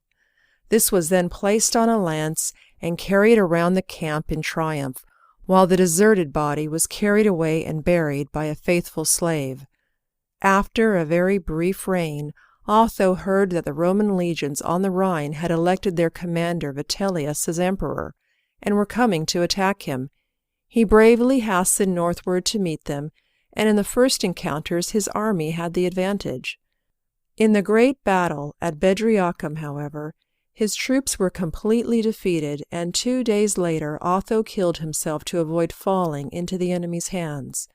Soon Vitellius entered Rome as emperor, and as a successor of Galba and Otho, whose combined reigns had not lasted even 1 year. End of chapter 80. Chapter 81 of The Story of the Romans. The Story of the Romans by H. A. Guerber. Chapter 81. The Siege of Jerusalem. The new emperor, Vitellius, was not cruel like Tiberius, Caligula, and Nero, nor imbecile like Claudius, nor a victim of his favorites like Galba, but he had a fault that was as disastrous as any. This was gluttony. He is said to have been so greedy that even now, over 1800 years after he died, his name is still used as a byword. All his thoughts were about eating and drinking. He lived in great luxury at home, but he often invited himself out to dinner, breakfast, or supper at the house of one of his courtiers, where he expected to be treated to the most exquisite viands. Such was his love of eating, it is said, that when he had finished one good meal, he would take an emetic, so that he might begin again at once on the next, and thus he was able to enjoy 4 dinners a day instead of 1. This disgusting gluttony became so well known that many Romans made up their minds not to obey any longer a man whose habits were those of the meanest animals. They therefore determined to select as emperor the general Vespasian, who had won many victories during the reigns of Claudius, Nero, Galba, and Otho, and who was now besieging Jerusalem. In obedience to the soldiers' wishes, Vespasian left his son Titus to finish the siege, and sent an army toward Rome, which met and defeated the forces of Vitellius. The greedy emperor cared little for the imperial title, and now offered to give it up, on condition that he should be allowed a sum of money large enough to enable him to end his life in luxury. When this was refused him, he made a feeble effort to defend himself in Rome. Vespasian's army, however, soon forced its way into the city. Vitellius tried first to flee, and then to hide, but he was soon found and killed by the soldiers, who dragged his body through the streets and then flung it in the Tiber. The Senate now confirmed the army's choice, and Vespasian became emperor of Rome. Although he had been wild in his youth, Vespasian now gave the best example to his people, for he spent all his time in thinking of their welfare and in trying to improve Rome. He also began to build the Colosseum, the immense circus, whose ruins can still be seen, and where there were seats for more than 100,000 spectators. While Vespasian was thus occupied at home, his son Titus had taken command of the army which was besieging the city of Jerusalem. As the prophets had foretold, these were terrible times for the Jews. There were famines and earthquakes, and strange signs were seen in the sky. In spite of all these signs, Titus battered down the heavy walls, scaled the ramparts, and finally took the city, where famine and pestilence now reigned. The Roman soldiers robbed the houses and then set fire to them. The flames thus started soon reached the beautiful temple built by Herod, and in spite of all that Titus could do to save it, this great building was burned to the ground. Amid the lamentations of the Jews, the walls of the city were razed and the site plowed, and soon, as Christ had foretold, not one stone remained upon another. Nearly 1 million Jews are said to have perished during this awful siege, and the Romans led away 100,000 captives. On his return to Rome, Titus was honored by a triumph. The books of the law and the famous golden candlestick, which had been in the temple at Jerusalem, were carried as trophies in the procession. The Romans also commemorated their victory by erecting the Arch of Titus, which is still standing. The carving on this arch represents the Roman soldiers carrying the booty, and you will see there a picture of the 7-branched candlestick which they brought home. Vespasian reigned 10 years and was beloved by all his subjects. He was taken ill at his country house and died there. Even when the end was near and he was too weak to stand, he bade his attendants help him to his feet, saying, "An emperor should die standing." End of Chapter 81. Chapter 82 of the Story of the Romans. The Story of the Romans by H.A. Guerber. Chapter 82. The Buried Cities. Titus, the son of Vespasian, was joyfully received as his successor, and became one of the best rulers that Rome had ever seen. He was as good as he was brave, and, although he was not a Christian, he is known as one of the best men that ever lived, and could serve as an example for many people now. He soon won the hearts of all his people, and he fully deserved the title which they gave him, Delight of Mankind. True and just, Titus punished informers, false witnesses, and criminals, and made examples of all sinful people. But he was very generous, too, and very courteous and ready to do good. Whenever a whole day passed without his being able to help anyone, he would exclaim with regret, "Alas, I have lost a day." It is fortunate that the Romans had so good an emperor at that time, for a very great calamity happened, which filled the hearts of all with horror. You may remember that Spartacus and the revolted slaves fled at first to a mountain called Mount Vesuvius. Well, in those days, this mountain was covered with a verdure, and near its foot were 2 rich and flourishing cities, Pompeii and Herculaneum. The people felt no fear of the mountain, because it was not then, as now, an active volcano. But one day they began to feel earthquakes. The air grew hot and very sultry. Smoke began to come out of the crater, and all at once, with an awful noise, a terrible eruption took place. Red-hot rocks were shot far up into the air with frightful force. Great rivers of burning lava flowed like torrents down the mountainside, and before the people could escape, Pompeii and Herculaneum were buried under many feet of ashes and lava. Thousands of people died. Countless homes were burned or buried, and much land which had formerly been very fertile was made barren and unproductive. Pliny, the naturalist, had been told of the strange rumbling sounds which were heard in Vesuvius, and had journeyed thither from Rome to investigate the matter. He was on a ship at the time, but when he saw the smoke he went ashore near the mountain, and before long was smothered in the foul air. 1,600 years after the 2 cities were buried, an Italian began to dig a well in the place where Pompeii had once stood. After digging down to a depth of 40 feet, he came across one of the old houses in a remarkable state of preservation. Since then, the ruins have been partly dug out, and many treasures have been found there, buried under the soil. The ruins of Pompeii and Herculaneum are visited every year by many travelers from all parts of the world. They go there to see how people lived in the days of the Roman emperors, and to admire the fragments of beautiful paintings, the statues, pottery, etc., which have been found there. Most of the large houses in Pompeii had a central court or hall, in which was a large tank of fresh water. This was the coolest place in the house, and the children had great fun playing around the water and plunging in it. When Pompey was destroyed, all Italy was saddened by the terrible catastrophe, but the Romans soon had cause to rejoice once more at the news of victories won abroad. A revolt in Britain was put down, and the people there soon learned to imitate their conquerors and to build fine houses and solid roads. The good Emperor Titus died of a fever after a reign of about 2 years. His death was mourned by all his people, who felt that they would never have so good a friend again. End of Chapter 82. Chapter 83 of the Story of the Romans. The Story of the Romans by H.A. Guerber. Chapter 83. The Terrible Banquet. Titus was succeeded by his brother Domitian, who began his reign in a most praiseworthy way. Unfortunately, however, Domitian was a gambler and a lover of pleasure. He was lazy, too, and soon banished all the philosophers and mathematicians from Rome, saying that he had no use for such tiresome people. No other emperor gave the people so many public shows. Domitian delighted in the circus, in races of all kinds, and in all athletic games and tests of skill. He was a good marksman and a clever archer. Such was his pride in his skill that he often forced a slave to stand up before him at a certain distance and then shot arrows between the fingers of his outspread hand. Of course, this was very cruel, because if the emperor missed his aim, or if the man winced, it meant either maiming or death to the poor slave. Domitian, however, was cruel in many things besides sport, and delighted in killing everything he could lay hands on. We are told that he never entered a room without catching, torturing, and killing every fly. One day, a slave was asked whether the emperor were alone, and he answered, "Yes, there is not even a fly with him." Domitian's cruelty and vices increased with every day of his reign, and so did his vanity.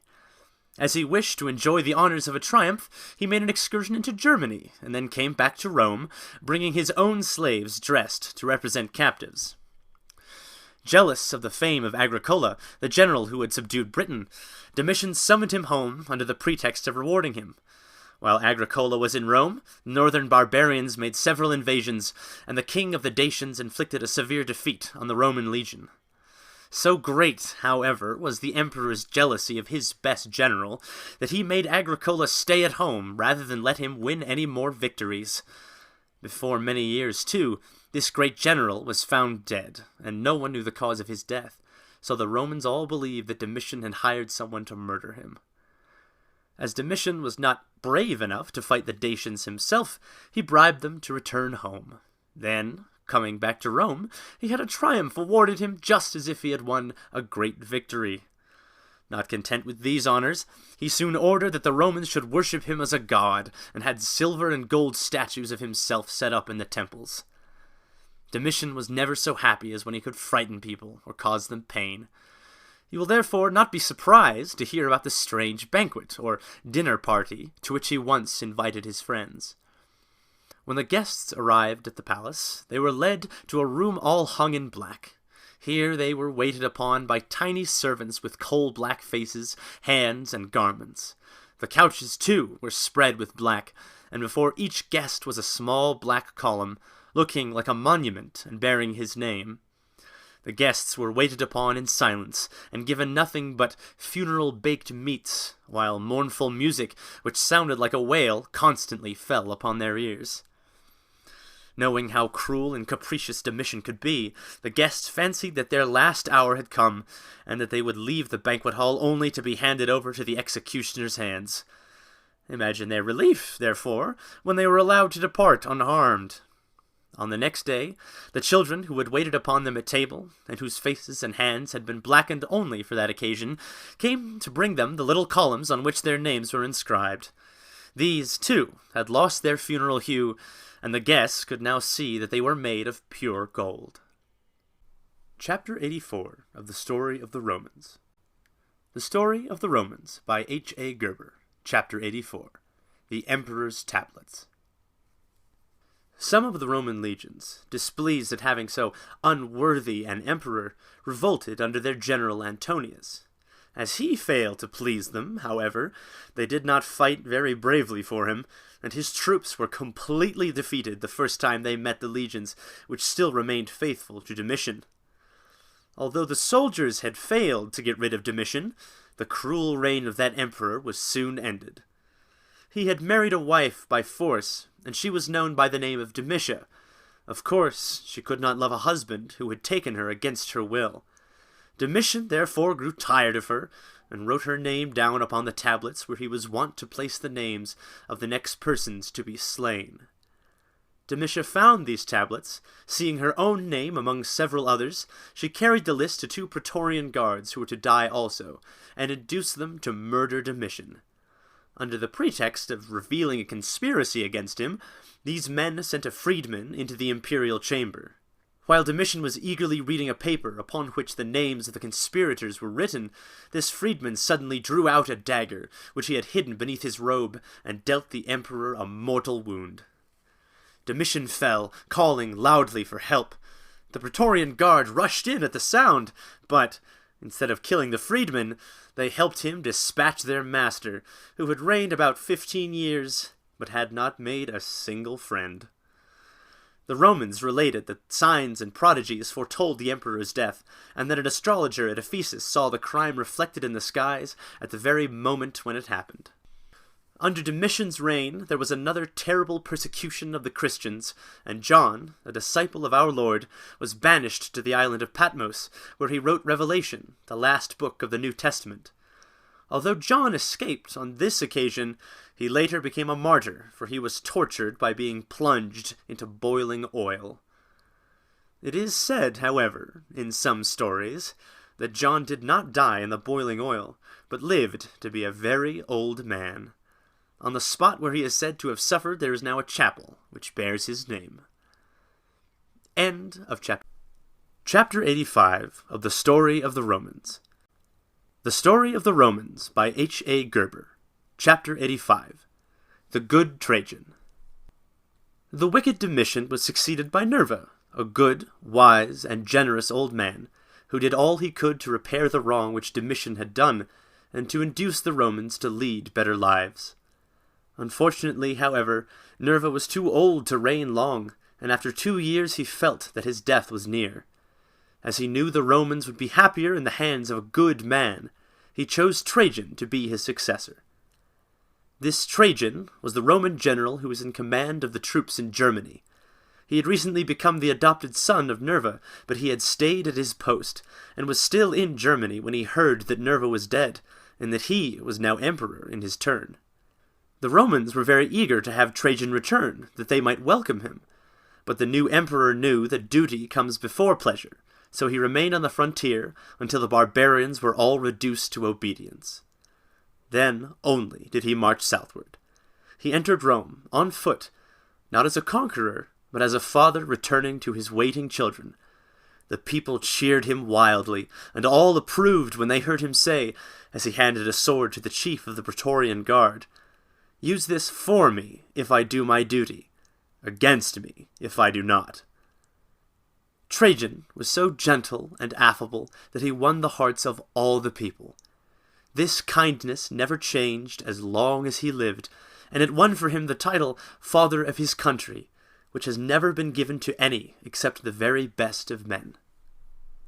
Ever ready to make his people happy and comfortable, Trajan built large granaries in which wheat could be stored in great quantities. This grain was sold to the poor in good, honest measures, at the lowest possible rate, for the emperor had said that they should never again be at the mercy of the rich, who had sometimes starved the people in their eagerness to get more money for their grain. Trajan's wife, Plotina, was as good and charitable as he, and seconded him in all his generous plans. She was dearly loved by all the Romans, and during the emperor's absence she always looked after the welfare of his people. Chapter 86 of the Story of the Romans. The Story of the Romans by H.A. Guerber. Chapter 86. Trajan's Column. You remember, do you not, how the cowardly Domitian bought peace from the Dacians, and then came back to Rome, saying that he had conquered them? Well, this peace did not last very long, and during the reign of Trajan, the Dacians again began to make raids into the Roman territory. To repulse them, the emperor himself led an army into their country, and won so many victories that they begged for peace.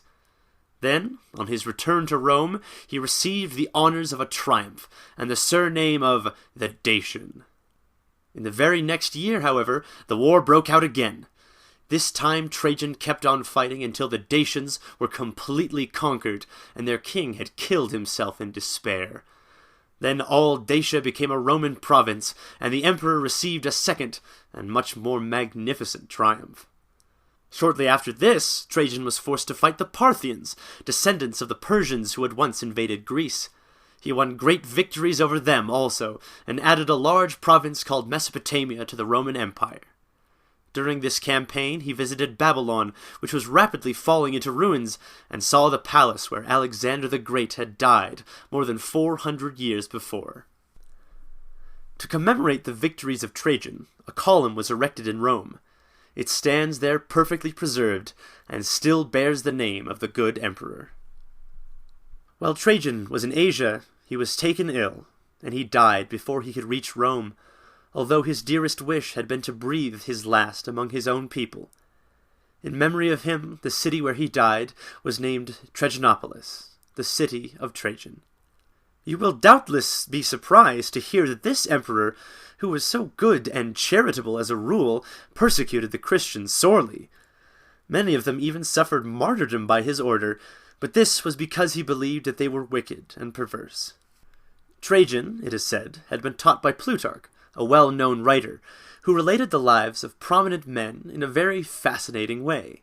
In his Book of Lives, which has been translated into English, you will find many of the stories which you have read here, for Plutarch wrote about all the greatest men in Roman history. He also compared them with the great men of Greece, whose lives he told in the same volume. During this reign also lived Tacitus, the great Roman historian, Juvenal, the poet, and Pliny the Younger, who wrote a famous oration in praise of the emperor. This speech has been preserved, and when you have learned Latin, you will read it with great interest.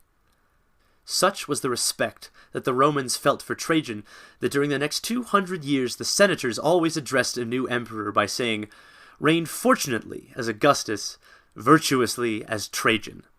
Thus, you see, the memory of a good man's deeds is very lasting. Even now Trajan's name is honored, and people still praise him for the good he did while he was emperor of Rome. End of chapter 86 of the Chapter 87 of the Story of the Romans. The Story of the Romans by H.A. Guerber. Chapter 87, The Great Wall. Trajan was succeeded by his cousin Hadrian, a good and true man, who had received an excellent education and was very talented. Hadrian had fought with Trajan in most of his campaigns, and gladly accepted the title of emperor, which the legions gave him, and which was confirmed by the Roman Senate. The first act of the new emperor was to reward his soldiers for their devotion, and his next, to pardon all who had ever injured him. Thus we are told that on meeting an enemy, he said, "My good friend, you have escaped, for I am made emperor." Hadrian was very affable, and always ready to serve others. When asked why he, an emperor, troubled himself thus about others, he replied, "I have been made emperor for the benefit of mankind, and not for my own good." Instead of continuing to enlarge the Roman Empire, as Trajan had done, Hadrian now said that it was large enough, so he did all that he could to have it governed properly. He did not always remain at Rome, but it made a grand journey through all his vast realm. Accompanied by able men of every kind, he first visited Gaul, Germany, Holland, and Britain. Everywhere he went, he inspected the buildings, ordered the construction of new aqueducts, temples, etc., and paid particular attention to the training of his armies. He shared the soldiers' fatigues, marched at their head 20 miles a day in the burning sun, lived on their scanty fare of bread, lard, and sour wine, so none of his men ever dared complain. Wherever he went, Hadrian planned great improvements, and in Britain he built a rampart or a wall, 73 miles long, to protect the Britons from the barbarians who at that time lived in Scotland. Then, passing through the western part of Gaul, Hadrian went up into Spain and from thence into Africa. He also visited the east and made a long stay in Athens, where he took part for the first time in a religious ceremony called the Eleusinian Mysteries. During his stay there, he ordered that the temple of Jupiter should be finished, and heard much about the new religion which the Christians taught.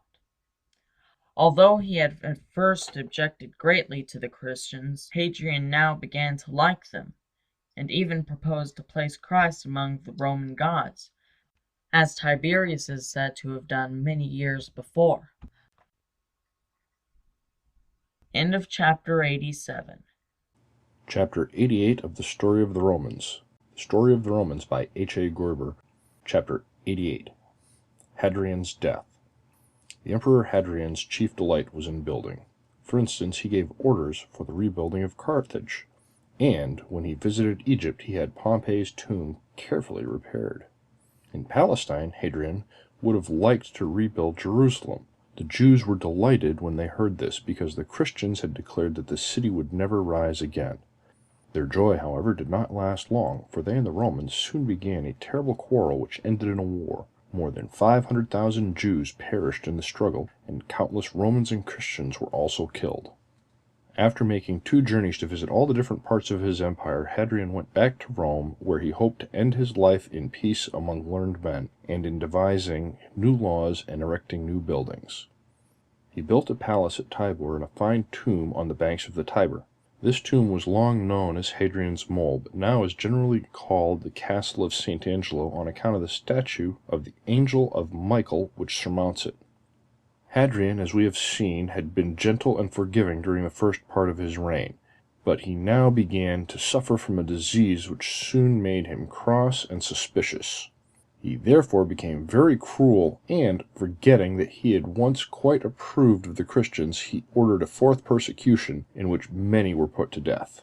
To make sure that the Romans would be governed well after his death, Hadrian selected as his successor a very good and wise man called Antonius. Then, feeling that his sufferings were more than he could bear, he implored his servants to kill him.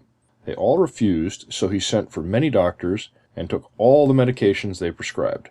This, of course, somewhat hastened his death, and we are told that he spent the last moments of his life in dictating verses addressed to his soul.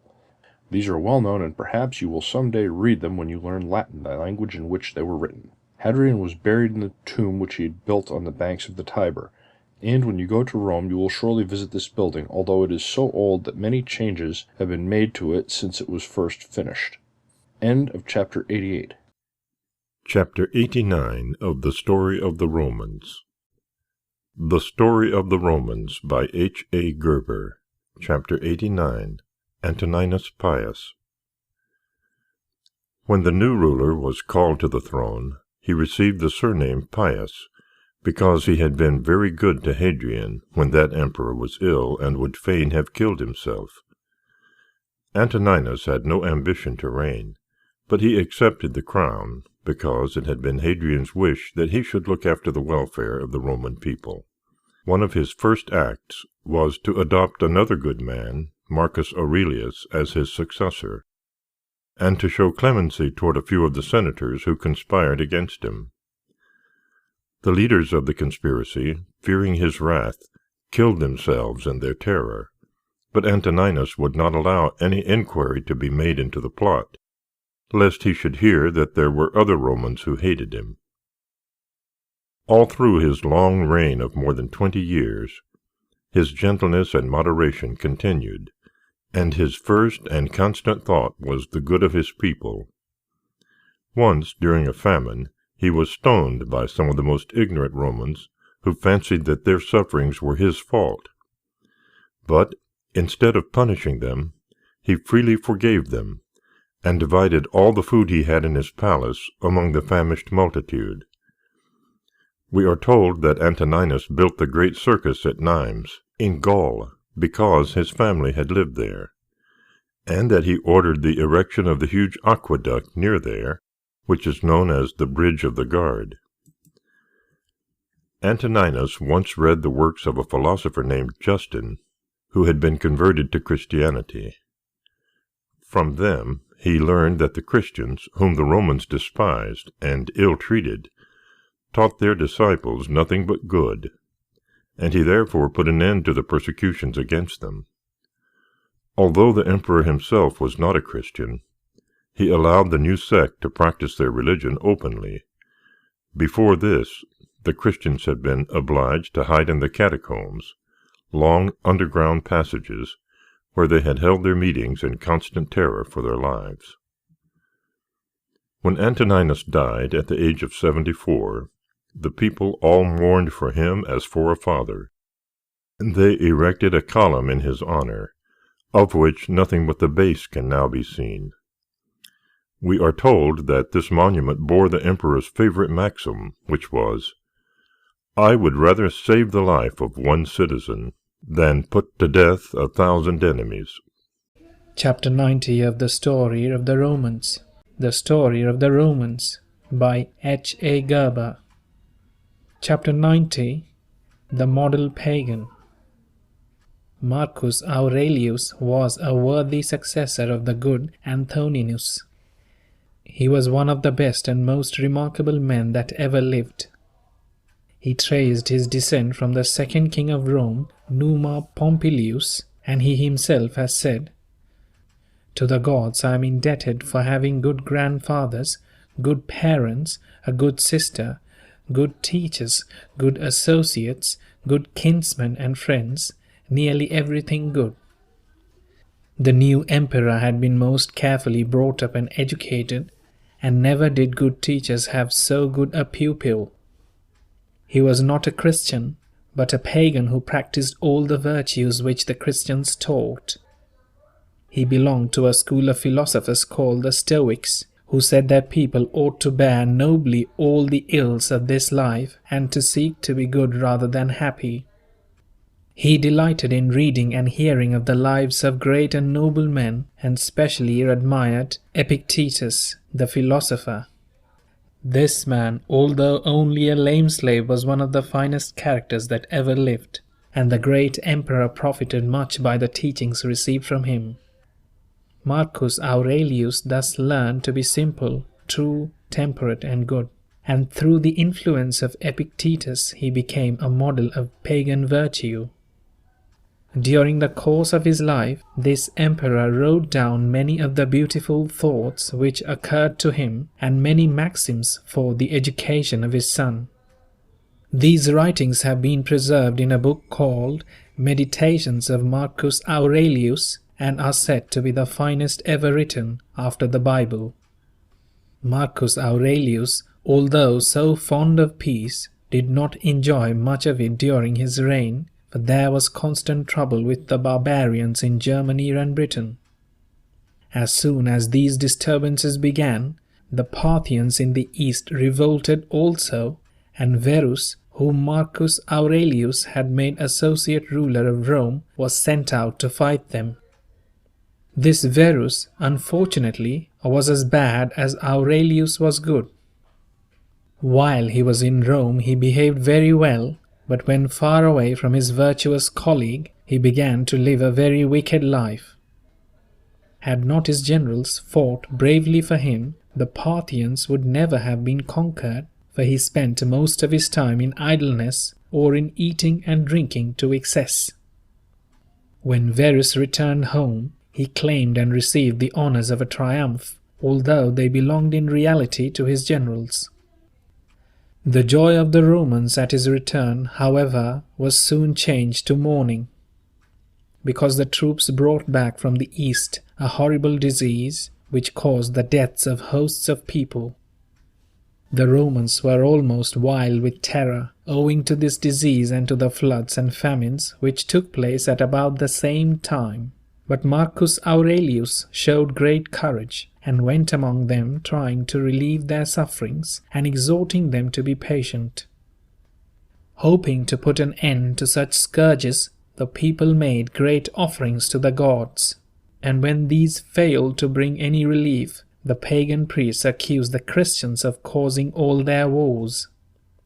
On the strength of such accusations, the Christians were again persecuted, and the only fault which can be found with Marcus Aurelius is that he allowed them to be tortured during his reign. Many historians, however, say that the blame of the persecution does not really rest upon Aurelius, who knew nothing about the new religion, but upon the senators, who made him believe that the Christians were very wicked, and that they should be put down at any price. Verus having died, Marcus Aurelius now became sole ruler. Meanwhile, a great rebellion had broken out among the barbarians in the north, and the emperor himself took command of the army that marched against them. We are told that once during this campaign the Roman legions were in great danger. Had it not been for a sudden thunderstorm, accompanied by much hail, which fell upon the enemy, the emperor and his troops would surely have perished. This timely thunderstorm has been considered a miracle. The pagan Romans said that it was worked by their gods, whom they had called upon in their distress, but the Christians believed that it was owing to the prayers of some of their brothers who were in the imperial army. However this may be, Aurelius put a stop to the persecutions of the Christians on his return to Rome. He died not long after at Vienna during another campaign, leaving the empire to Commodus, his young son, and imploring the senators to give the new emperor good advice. The victories and life of Marcus Aurelius were commemorated by a column still standing in Rome, where the miracle related above is also represented. A better monument, however, is the book he wrote, which has been translated into English so that everybody can read it. And best of all is the record of his life, which had been wholly devoted to doing good. End of chapter 90. Chapter 91 of the Story of the Romans. The Story of the Romans by H.A. Guerber. Chapter 91. Another Cruel Emperor. Marcus Aurelius, as you have seen, was a model of every virtue, and fully deserved the title of the greatest of Roman emperors, but his son Commodus was one of the most vicious men that ever lived. In spite of his father's example and of the careful training he had received, Commodus had already shown cruel traits in his childhood. When he was only 13 years of age, a slave once failed to heat his bath properly. In a rage because of his oversight, Commodus ordered that the man should be flung into the fire. Such was the passion he displayed that the people around him did not dare to disobey him openly. But instead of the slave, a sheepskin was thrown into the flames, and Commodus, smelling the bad odor which arose from the furnace, went away satisfied, thinking that the slave was dead. Commodus did not improve as he grew older, so you will not be surprised to hear that he paid no heed to his father's dying requests. Instead of listening to the senator's advice, he drove away from court all his father's friends, and surrounded himself with a number of flatterers. They applauded everything he did and told him morning, noon, and night that he was the handsomest, wittiest, and wisest man that had ever been seen.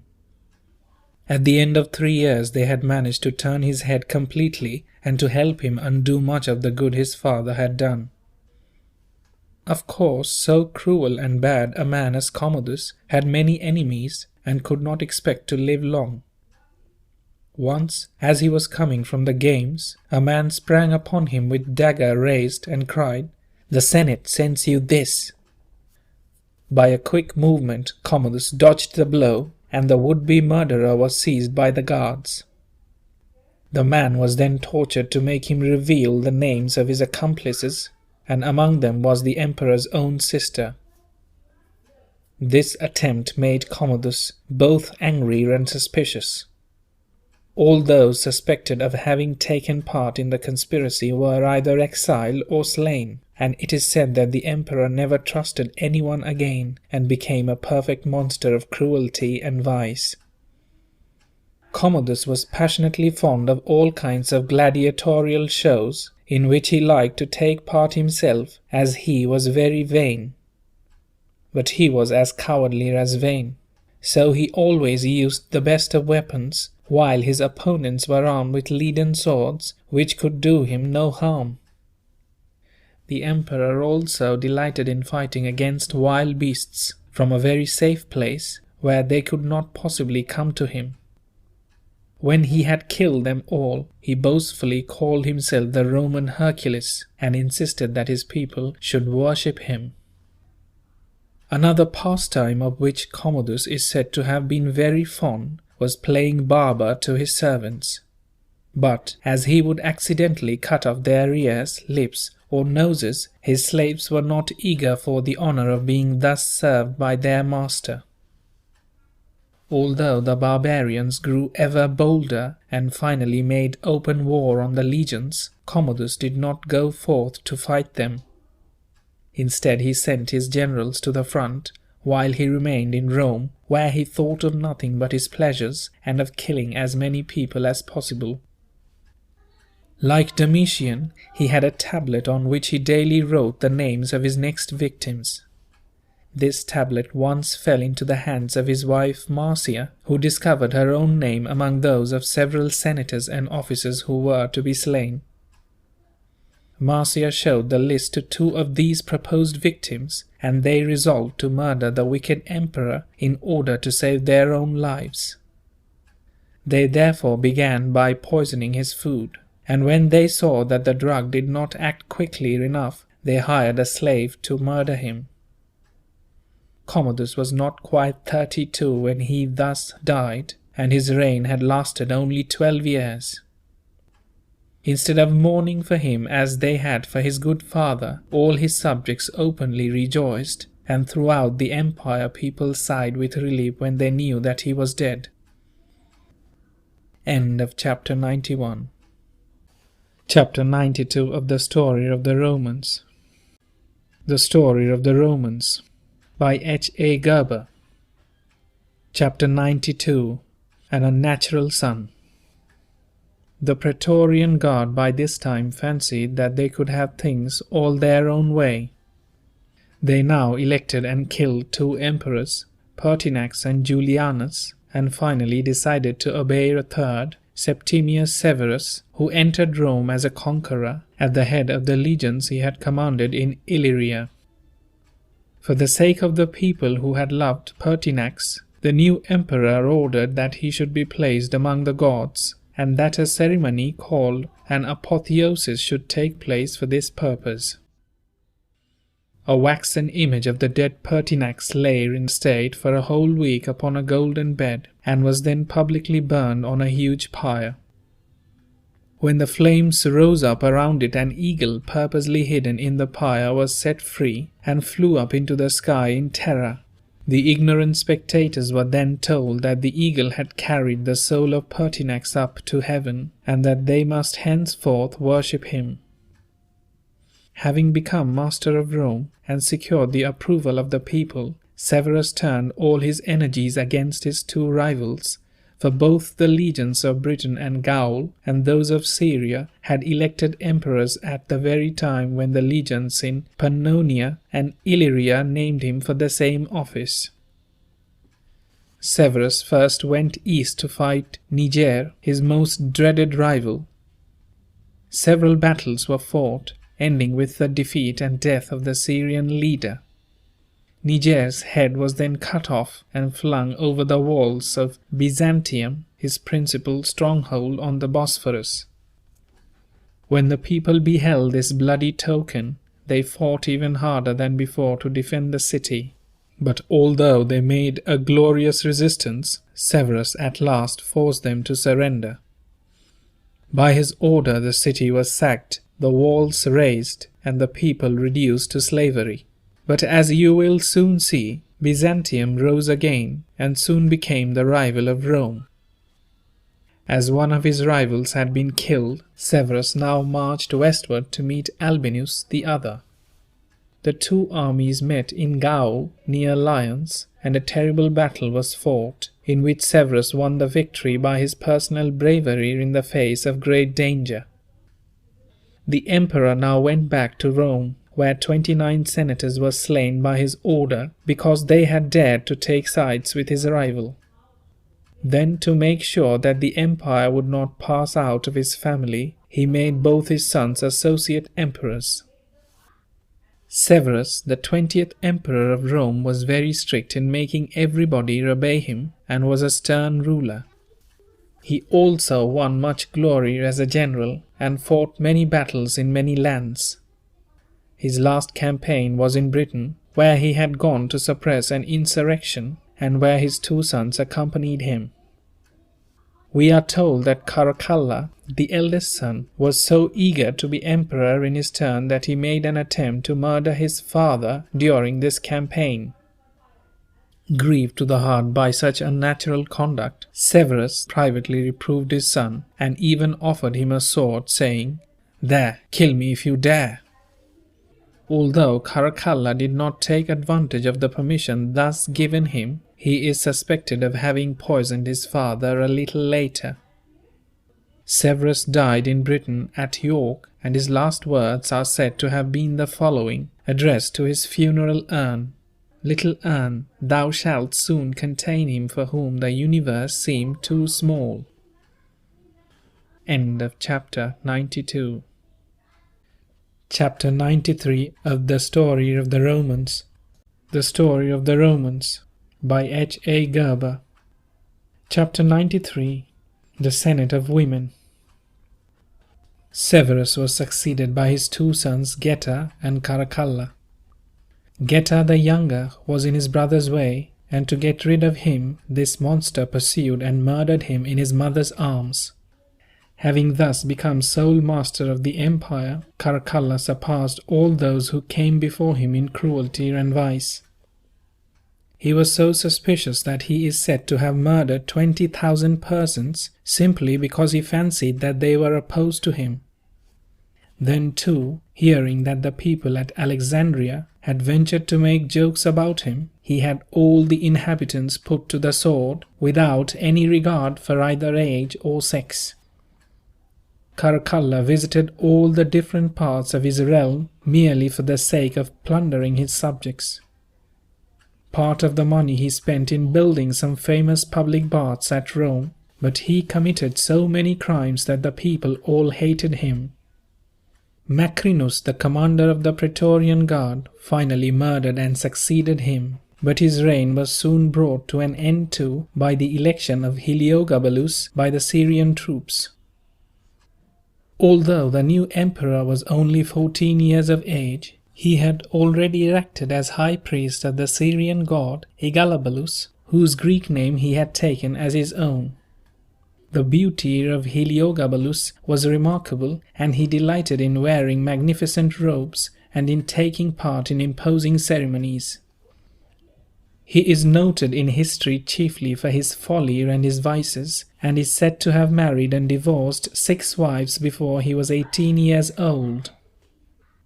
Heliogabalus was made the principal god in Rome, and the emperor, we are told, offered human sacrifices to this idol in secret and danced before it in public.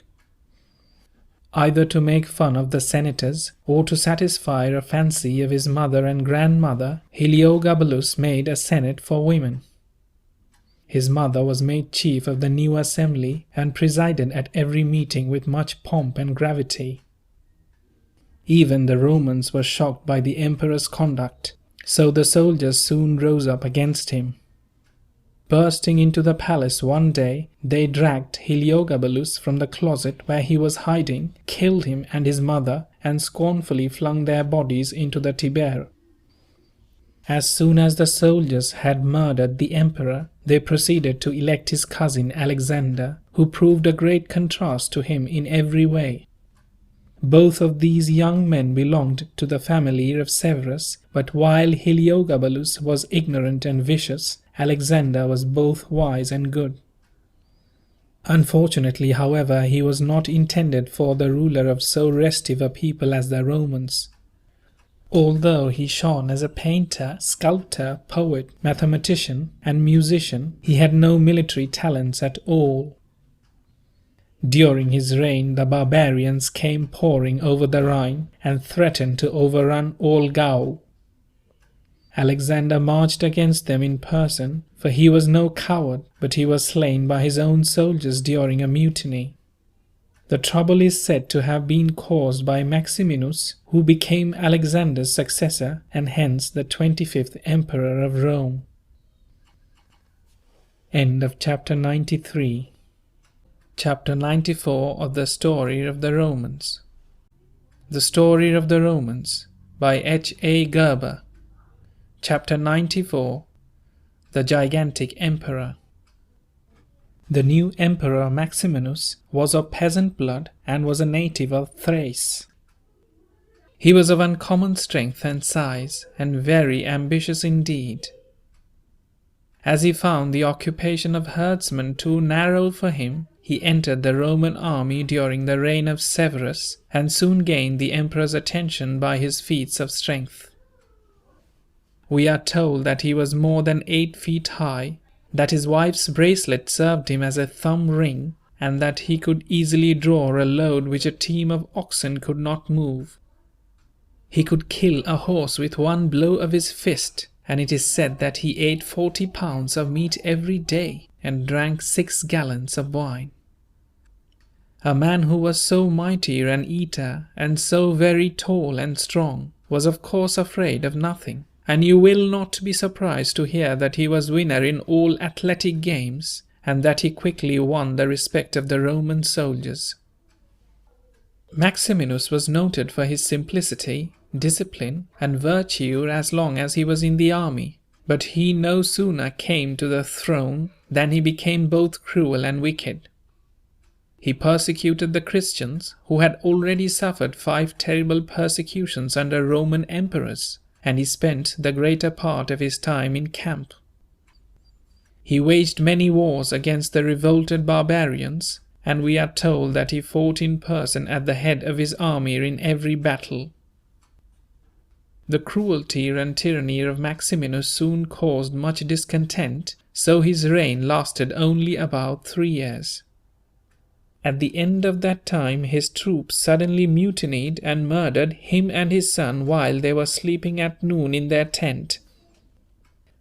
Their heads were then sent to Rome, where they were publicly burnt on the field of Mars amid the cheers of the crowd. 3 emperors now followed one another on the throne in quick succession. All that need be said of them is that they died by violence. But the 29th emperor of Rome was named Philip, and during his reign the Romans celebrated the 1000th anniversary of the founding of their beloved city. It had been customary to greet each 100th anniversary by great rejoicings, and a public festival known as the Secular Games had been founded by Augustus. Philip ordered that these games should be celebrated with even more pomp than usual, and had coins struck with his effigy on one side and the Latin words meaning "for a new century" on the other.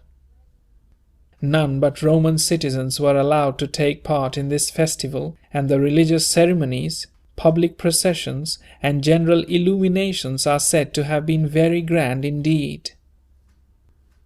The games were scarcely over when Philip heard that a revolt had broken out among the Roman soldiers along the Danube River. To put an end to it as quickly as possible, he sent a Roman senator named Decius with orders to appease them.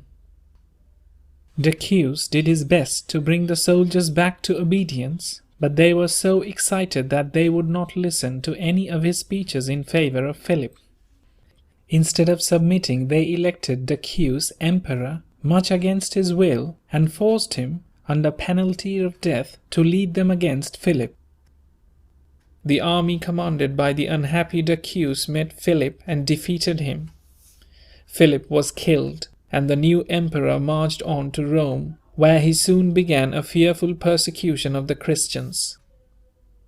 Such was the severity used during the 2 years of this persecution, that the Romans fancied that all the Christians had been killed and that their religion would never be heard of again. End of chapter 94. Chapter 95 of the Story of the Romans. The Story of the Romans by H. A. Guerber. Invasion of the Goths. During the reign of Decius, a new and terrible race of barbarians called Goths came sweeping down from the north. They were tall and fierce, and travelled with their wives and children, their flocks, and all they owned. The Goths were divided into several large tribes, the Ostrogoths or East Goths, the Visigoths or West Goths, and the Gepidae or Laggards, so called because this tribe followed the others. All these barbarians spoke a rude Teutonic dialect, like one from which the present German language has grown, and among the gods whom they worshipped was Odin. The Goths met the Romans in several battles, and spreading always farther, ruined many towns, among others Philoppolis in Thrace, a city which had been founded by the father of Alexander the Great. Here they killed more than 100,000 people. Decius marched against the Goths, hoping to punish them for this massacre, but he fell into an ambush, where he was killed with his son. His successor, Gallus, made a dishonourable peace with the barbarians, and allowed them to settle on the other side of the Danube. Gallus and his general Aemilian, who succeeded him, were both slain by their own troops, and the next emperor was Valerian, who was the choice of the Roman legions, in Raetia. This last-named prince was both brave and virtuous. He arrived in Rome to find both Gallus and Aemilian dead, and took possession of the throne without dispute. Although he was already a very old man, Valerian directed his son Gallienus to attend to the wars in Europe, while he went off to Asia to fight Sapor, king of Persia. This monarch had overrun much Roman territory and had surprised the city of Antioch while the inhabitants were at the theatre. Valerian recovered Antioch from the enemy, but was finally defeated and taken prisoner. We are told that he was treated very harshly by Sapor, who used the emperor's neck as a mounting block whenever he wanted to get on his horse. Some writers of history say that when Valerian died, the Persian king had him flayed. His skin was then dyed red, stuffed, and hung up in a temple, where Sapor insolently pointed out to the Roman ambassadors, saying, "Behold, your emperor." End of the Invasion of the Goths. Chapter 96 of the Story of the Romans. The Story of the Romans by H. A. Guerber. Chapter 96. Zenobia, Queen of Palmyra. Gallienus became sole ruler after Valerian's defeat, but he made no attempt to rescue or avenge his father, and thought of nothing but his pleasures. He was soon roused, however, by the news that the Franks had crossed the Rhine and had settled in Gaul, which from them received its present name of France. Soon after, Gallienus heard that the Goths, sailing down the Danube, had come to the Black Sea and were robbing all the cities on its coasts. As Gallienus made no attempt to defend his people against the barbarians, the provinces fell into the hands of men who governed them without consulting the emperor at Rome. These men called themselves emperors, but they are known in history as the 30 tyrants. One of them was Odenathus, prince of Palmyra, in Syria, and he became very powerful indeed. Another of these generals, who had taken the title of emperor, was entrenched in Milan. The real emperor, who was not a coward, fought bravely to capture this city, but he was killed here and was succeeded by Claudius II, one of his generals. The new Roman emperor was both brave and good. He began his reign by defeating the Goths, but before he could do much more for the good of his people, he fell ill and died, leaving the throne to Aurelian.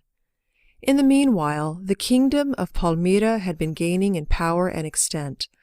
Odenathus was dead, but Zenobia, his wife, governed in the name of her young son. This queen was a beautiful and very able woman. She wished to rival Cleopatra in magnificence of attire and pomp, as well as in beauty. After taking the title of Empress of the East, Zenobia tried to drive the Romans out of Asia.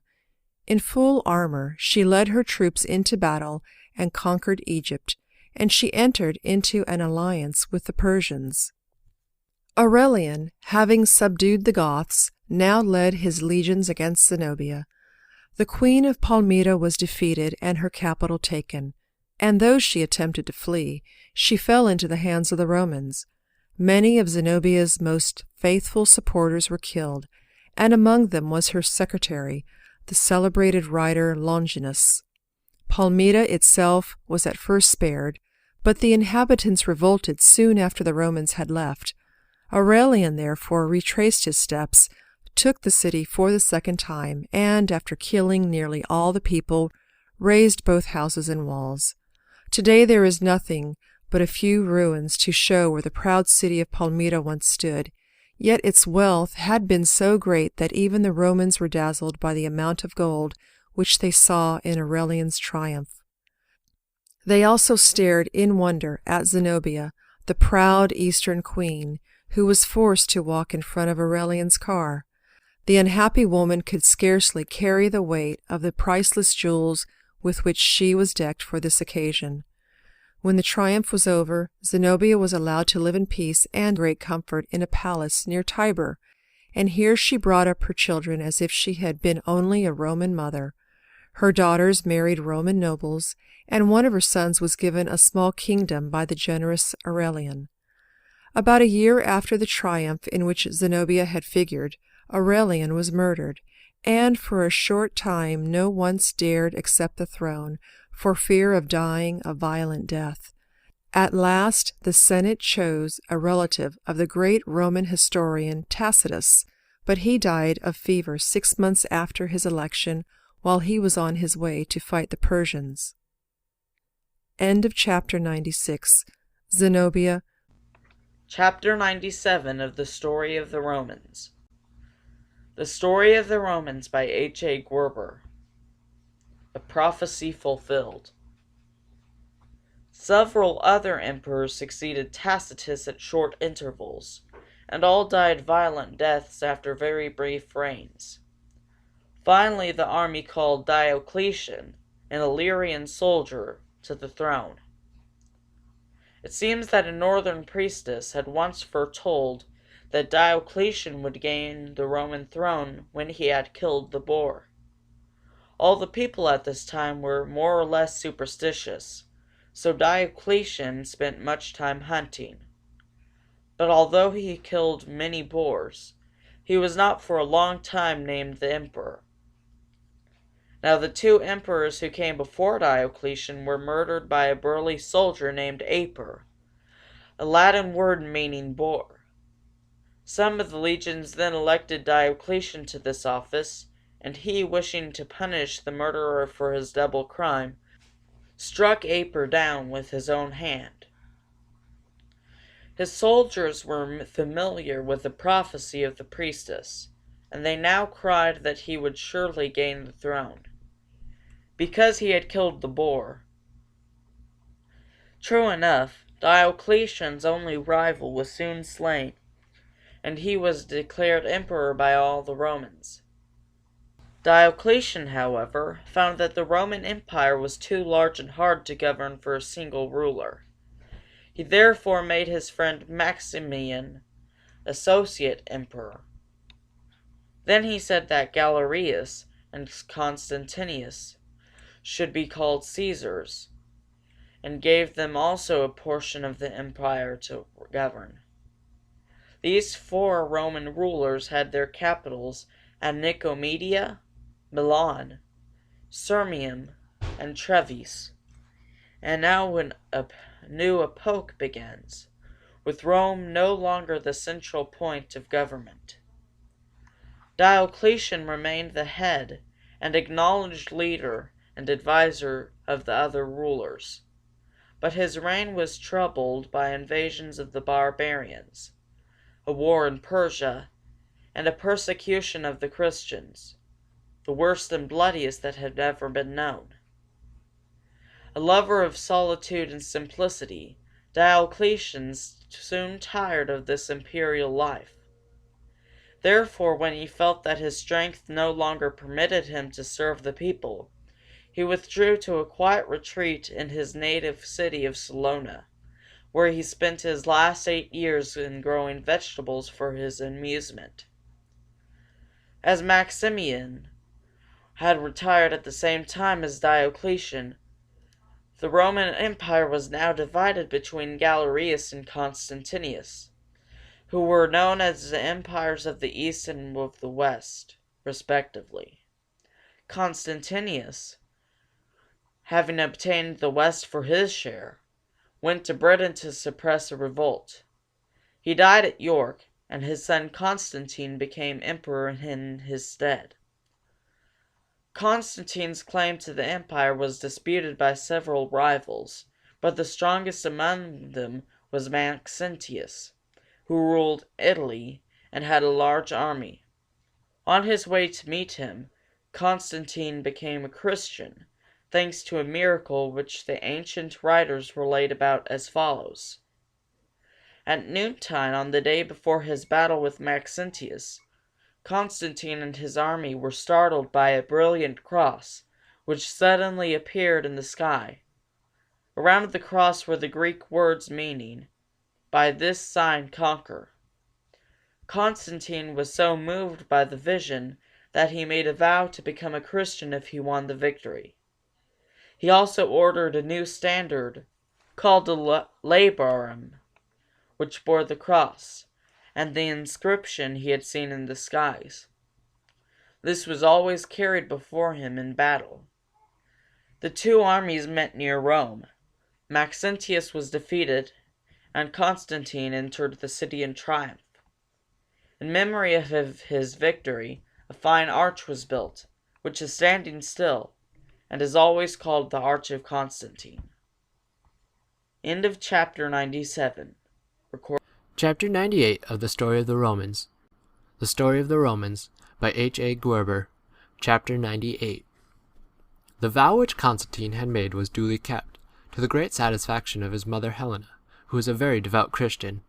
Constantine ordered that the Christians should have full liberty to worship as they pleased, and after a time he himself was baptized. He also forbade that criminals should be put to death on a cross, as it had been sanctified by Christ. And he put an end to all gladiatorial shows. Constantine at first shared the power with Licinius, but he and his colleagues quarreled on matters of religion. They soon came to arms, and we are told that when they stood opposed to each other, they loudly called upon their gods. As Constantine won the victory, he declared that his God was the most worthy of honor, and he established the Christian Church, so securely that nothing has ever been able to overthrow it since. By his order, all the learned Christians came together at Nicaea to talk about their religion and to find out exactly what people should believe and teach.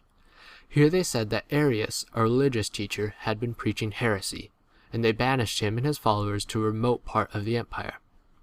Constantine soon changed the seat of government to Byzantium, which was rebuilt by his order and received the name of Constantinople, or City of Constantine. Because he accomplished so much during his reign, this emperor has been surnamed the Great, although he was not a very good man. During the latter part of his reign, there were sundry invasions of the barbarians, and Constantine, who was a brave warrior, is said to have driven them back and treated them with much cruelty. He died of ague at Nicomedia, leaving his empire to his 3 sons, and his remains were carried to Constantinople, so that he might rest in the city which bore his name. Soon after the death of Constantine, who is known in Roman history as the first Christian emperor, his 3 sons began to quarrel among themselves. The result was a long series of civil wars, and in which 2 of the brothers were killed, leaving the whole empire to the third, Constantius II. The new emperor, needing help, gave his cousin Julian the title of Caesar, and placed him in charge of Gaul. As Julian belonged to the family of Constantine, he was of course a Christian. He was a very clever youth, and had been sent to Athens to study philosophy. While there, he learned to admire the Greek philosophers, so much that he gave up Christianity and became a pagan. On account of this change in religion, he is generally known by the surname of the apostate. We are told also that he spent much time in studying magic and alchemy, a science which was supposed to teach people how to change all metals into gold. Julian the Apostate gave up his studies with regret to share the cares of government. While in Gaul he learned to be an excellent general, and drove back the barbarians several times. He lived for a while at Lutetia, the present city of Paris, where he built Roman baths whose ruins can still be seen. End of chapter 98. Chapter 99 of the Story of the Romans. The Story of the Romans by H.A. Guerber. Chapter 99. The Roman Empire divided. Julian became emperor when Constantius II died. As soon as the authority was entirely in his own hands, he ordered that the Christian churches and schools should all be closed, and encouraged the people to worship the old pagan gods. All the soldiers in his army were forced to give up Christianity under penalty of being dismissed, and he made an attempt to rebuild the temple at Jerusalem so as to prove to the Christians that the prophecy of Christ was not to be believed. But an earthquake frightened his builders away from the work, and a war against the Persians prevented its ever being renewed. During this campaign Julian was mortally wounded, and he is said to have died exclaiming, "Thou hast conquered, Galilean!" The emperor's body was carried to Tarsus and buried there, and as Julian had appointed no successor, the army at once gave the empire to one of his officers, named Jovian. A good man and a fervent Christian, Jovian quickly re-established the Christian religion. His reign, however, was very brief, and he was succeeded by two brothers, Valentinian and Valens, who again divided the Roman world into two parts, intending to make a final separation between the empires of the East and the West. Valentinian kept back the northern barbarians as long as he lived, but after his death Valens was forced to allow the Goths to settle in Thrace. Here they found some of their brothers, who had been converted to Christianity by the efforts of Ulfilas, a learned man who wrote a translation of the Bible for them in their own Gothic language. Valens failed to keep many of the promises which he had made to the Goths, and they became so angry that they revolted and killed him at Hadrianople. The next emperor of the East was Theodosius. He was so good a general, and still so very just, that he soon succeeded in making peace with the Goths, many of whom entered his army and became Roman soldiers. After years of continual warfare against the barbarians and the emperors of the West, Theodosius became sole ruler of the whole Roman Empire, and thus won the surname of Great. During his reign he induced his subjects to renounce all the pagan gods except Victory, whom they would not consent to give up. Many reforms were also made among the Christians. The Arians were again said to be heretics, and then the true Christians for the first time took the name of Catholics. Theodosius was the last Roman emperor whose sway extended over the whole empire, and when he died he left the rule of the East to his son Arcadius, and the West to his son Honorius. End of chapter 99. Chapter 100 of the Story of the Romans. Chapter 100 of the Story of the Romans by H.A. Guerber. An Emperor's Penance. Theodosius was, as we have seen, an excellent emperor, and we are told that there is but one stain on his memory, the massacre at Thessalonica. The people of that city once revolted, because the soldiers had arrested one of their favorite chariot drivers who had failed to obey the laws. In his rage at hearing of this revolt, Theodosius commanded that all inhabitants of Thessalonica should be killed. Men, women, and children were accordingly butchered without mercy. But when the deed was done, the emperor repented sorely of his cruelty. He then went to St. Ambrose, a priest who had vainly tried to disarm his anger. Humbly begging pardon for his cruelty, he asked permission to come into church once more. St. Ambrose, however, would not grant him forgiveness until Theodosius had done public penance for his sin. Thus, you see, when the Christian emperors did wrong, they were publicly reproved by the priests, whose duty it was to teach men to do good and to love one another. Both sons of Theodosius were mere boys when they were called by their father's death to take possession of the empires of the East and of the West. For a while, however, the barbarians dared not invade Roman territory, for they had not yet forgotten how they had been conquered by Theodosius. The emperor of the West, in time, became the weaker and the smaller of the two. For the Caledonians in Britain, the Germans along the Rhine, the Goths and the Huns along the Danube, and the Moors in Africa were little by little invading its territory and taking possessions of its most exposed cities. As the two princes were themselves too young to govern, the power was wielded by their guardians, Stilicho and Rufinus, who quarreled and finally fought against each other. The national jealousy which had always existed between the Greeks and the Latins was increased by these quarrels between the two ministers, and did not come to an end even when Rufinus was caught in an ambush and slain.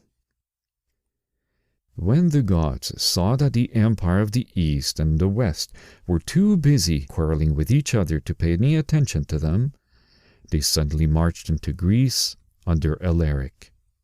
The Greeks, in terror, implored Stilicho to hasten to their rescue.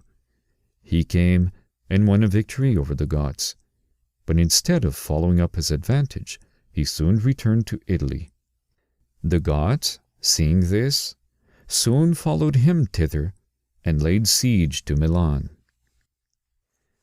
Stilicho raised an army as quickly as possible and defeated the Goths on the same field where Marius had once conquered the Cimbri.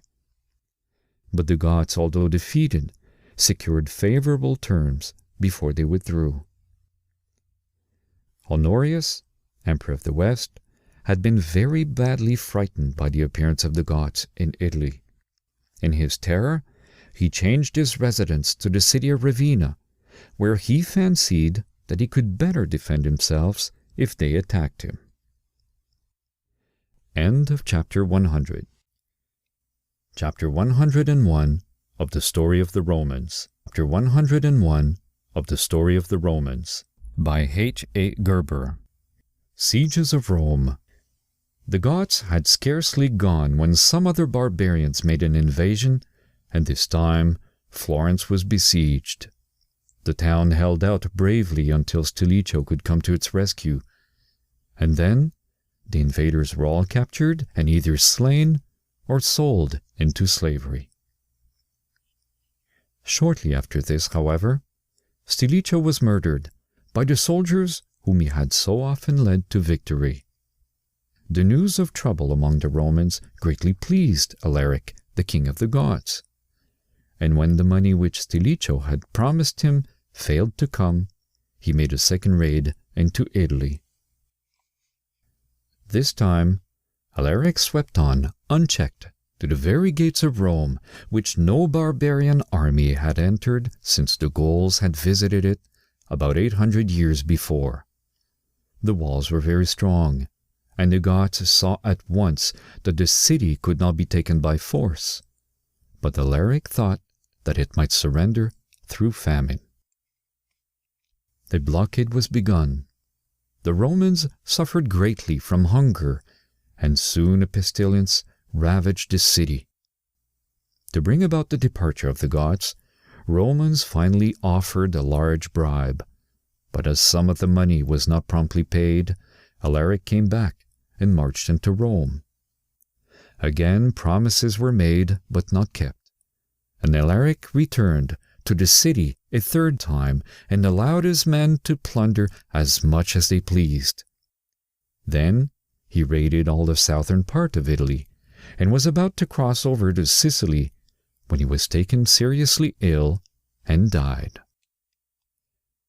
Alaric's brother, Adolphus, now made a treaty with the Romans and married Placidia, a sister of Honorius. He led the Goths out of Italy, across France, and into Spain, where he founded the well-known kingdom of the Visigoths. When Adolphus died, His widow, Placidia, married a noble Roman general, and their son, Valentinian III, succeeded his uncle Honorius on the throne of the Western Empire.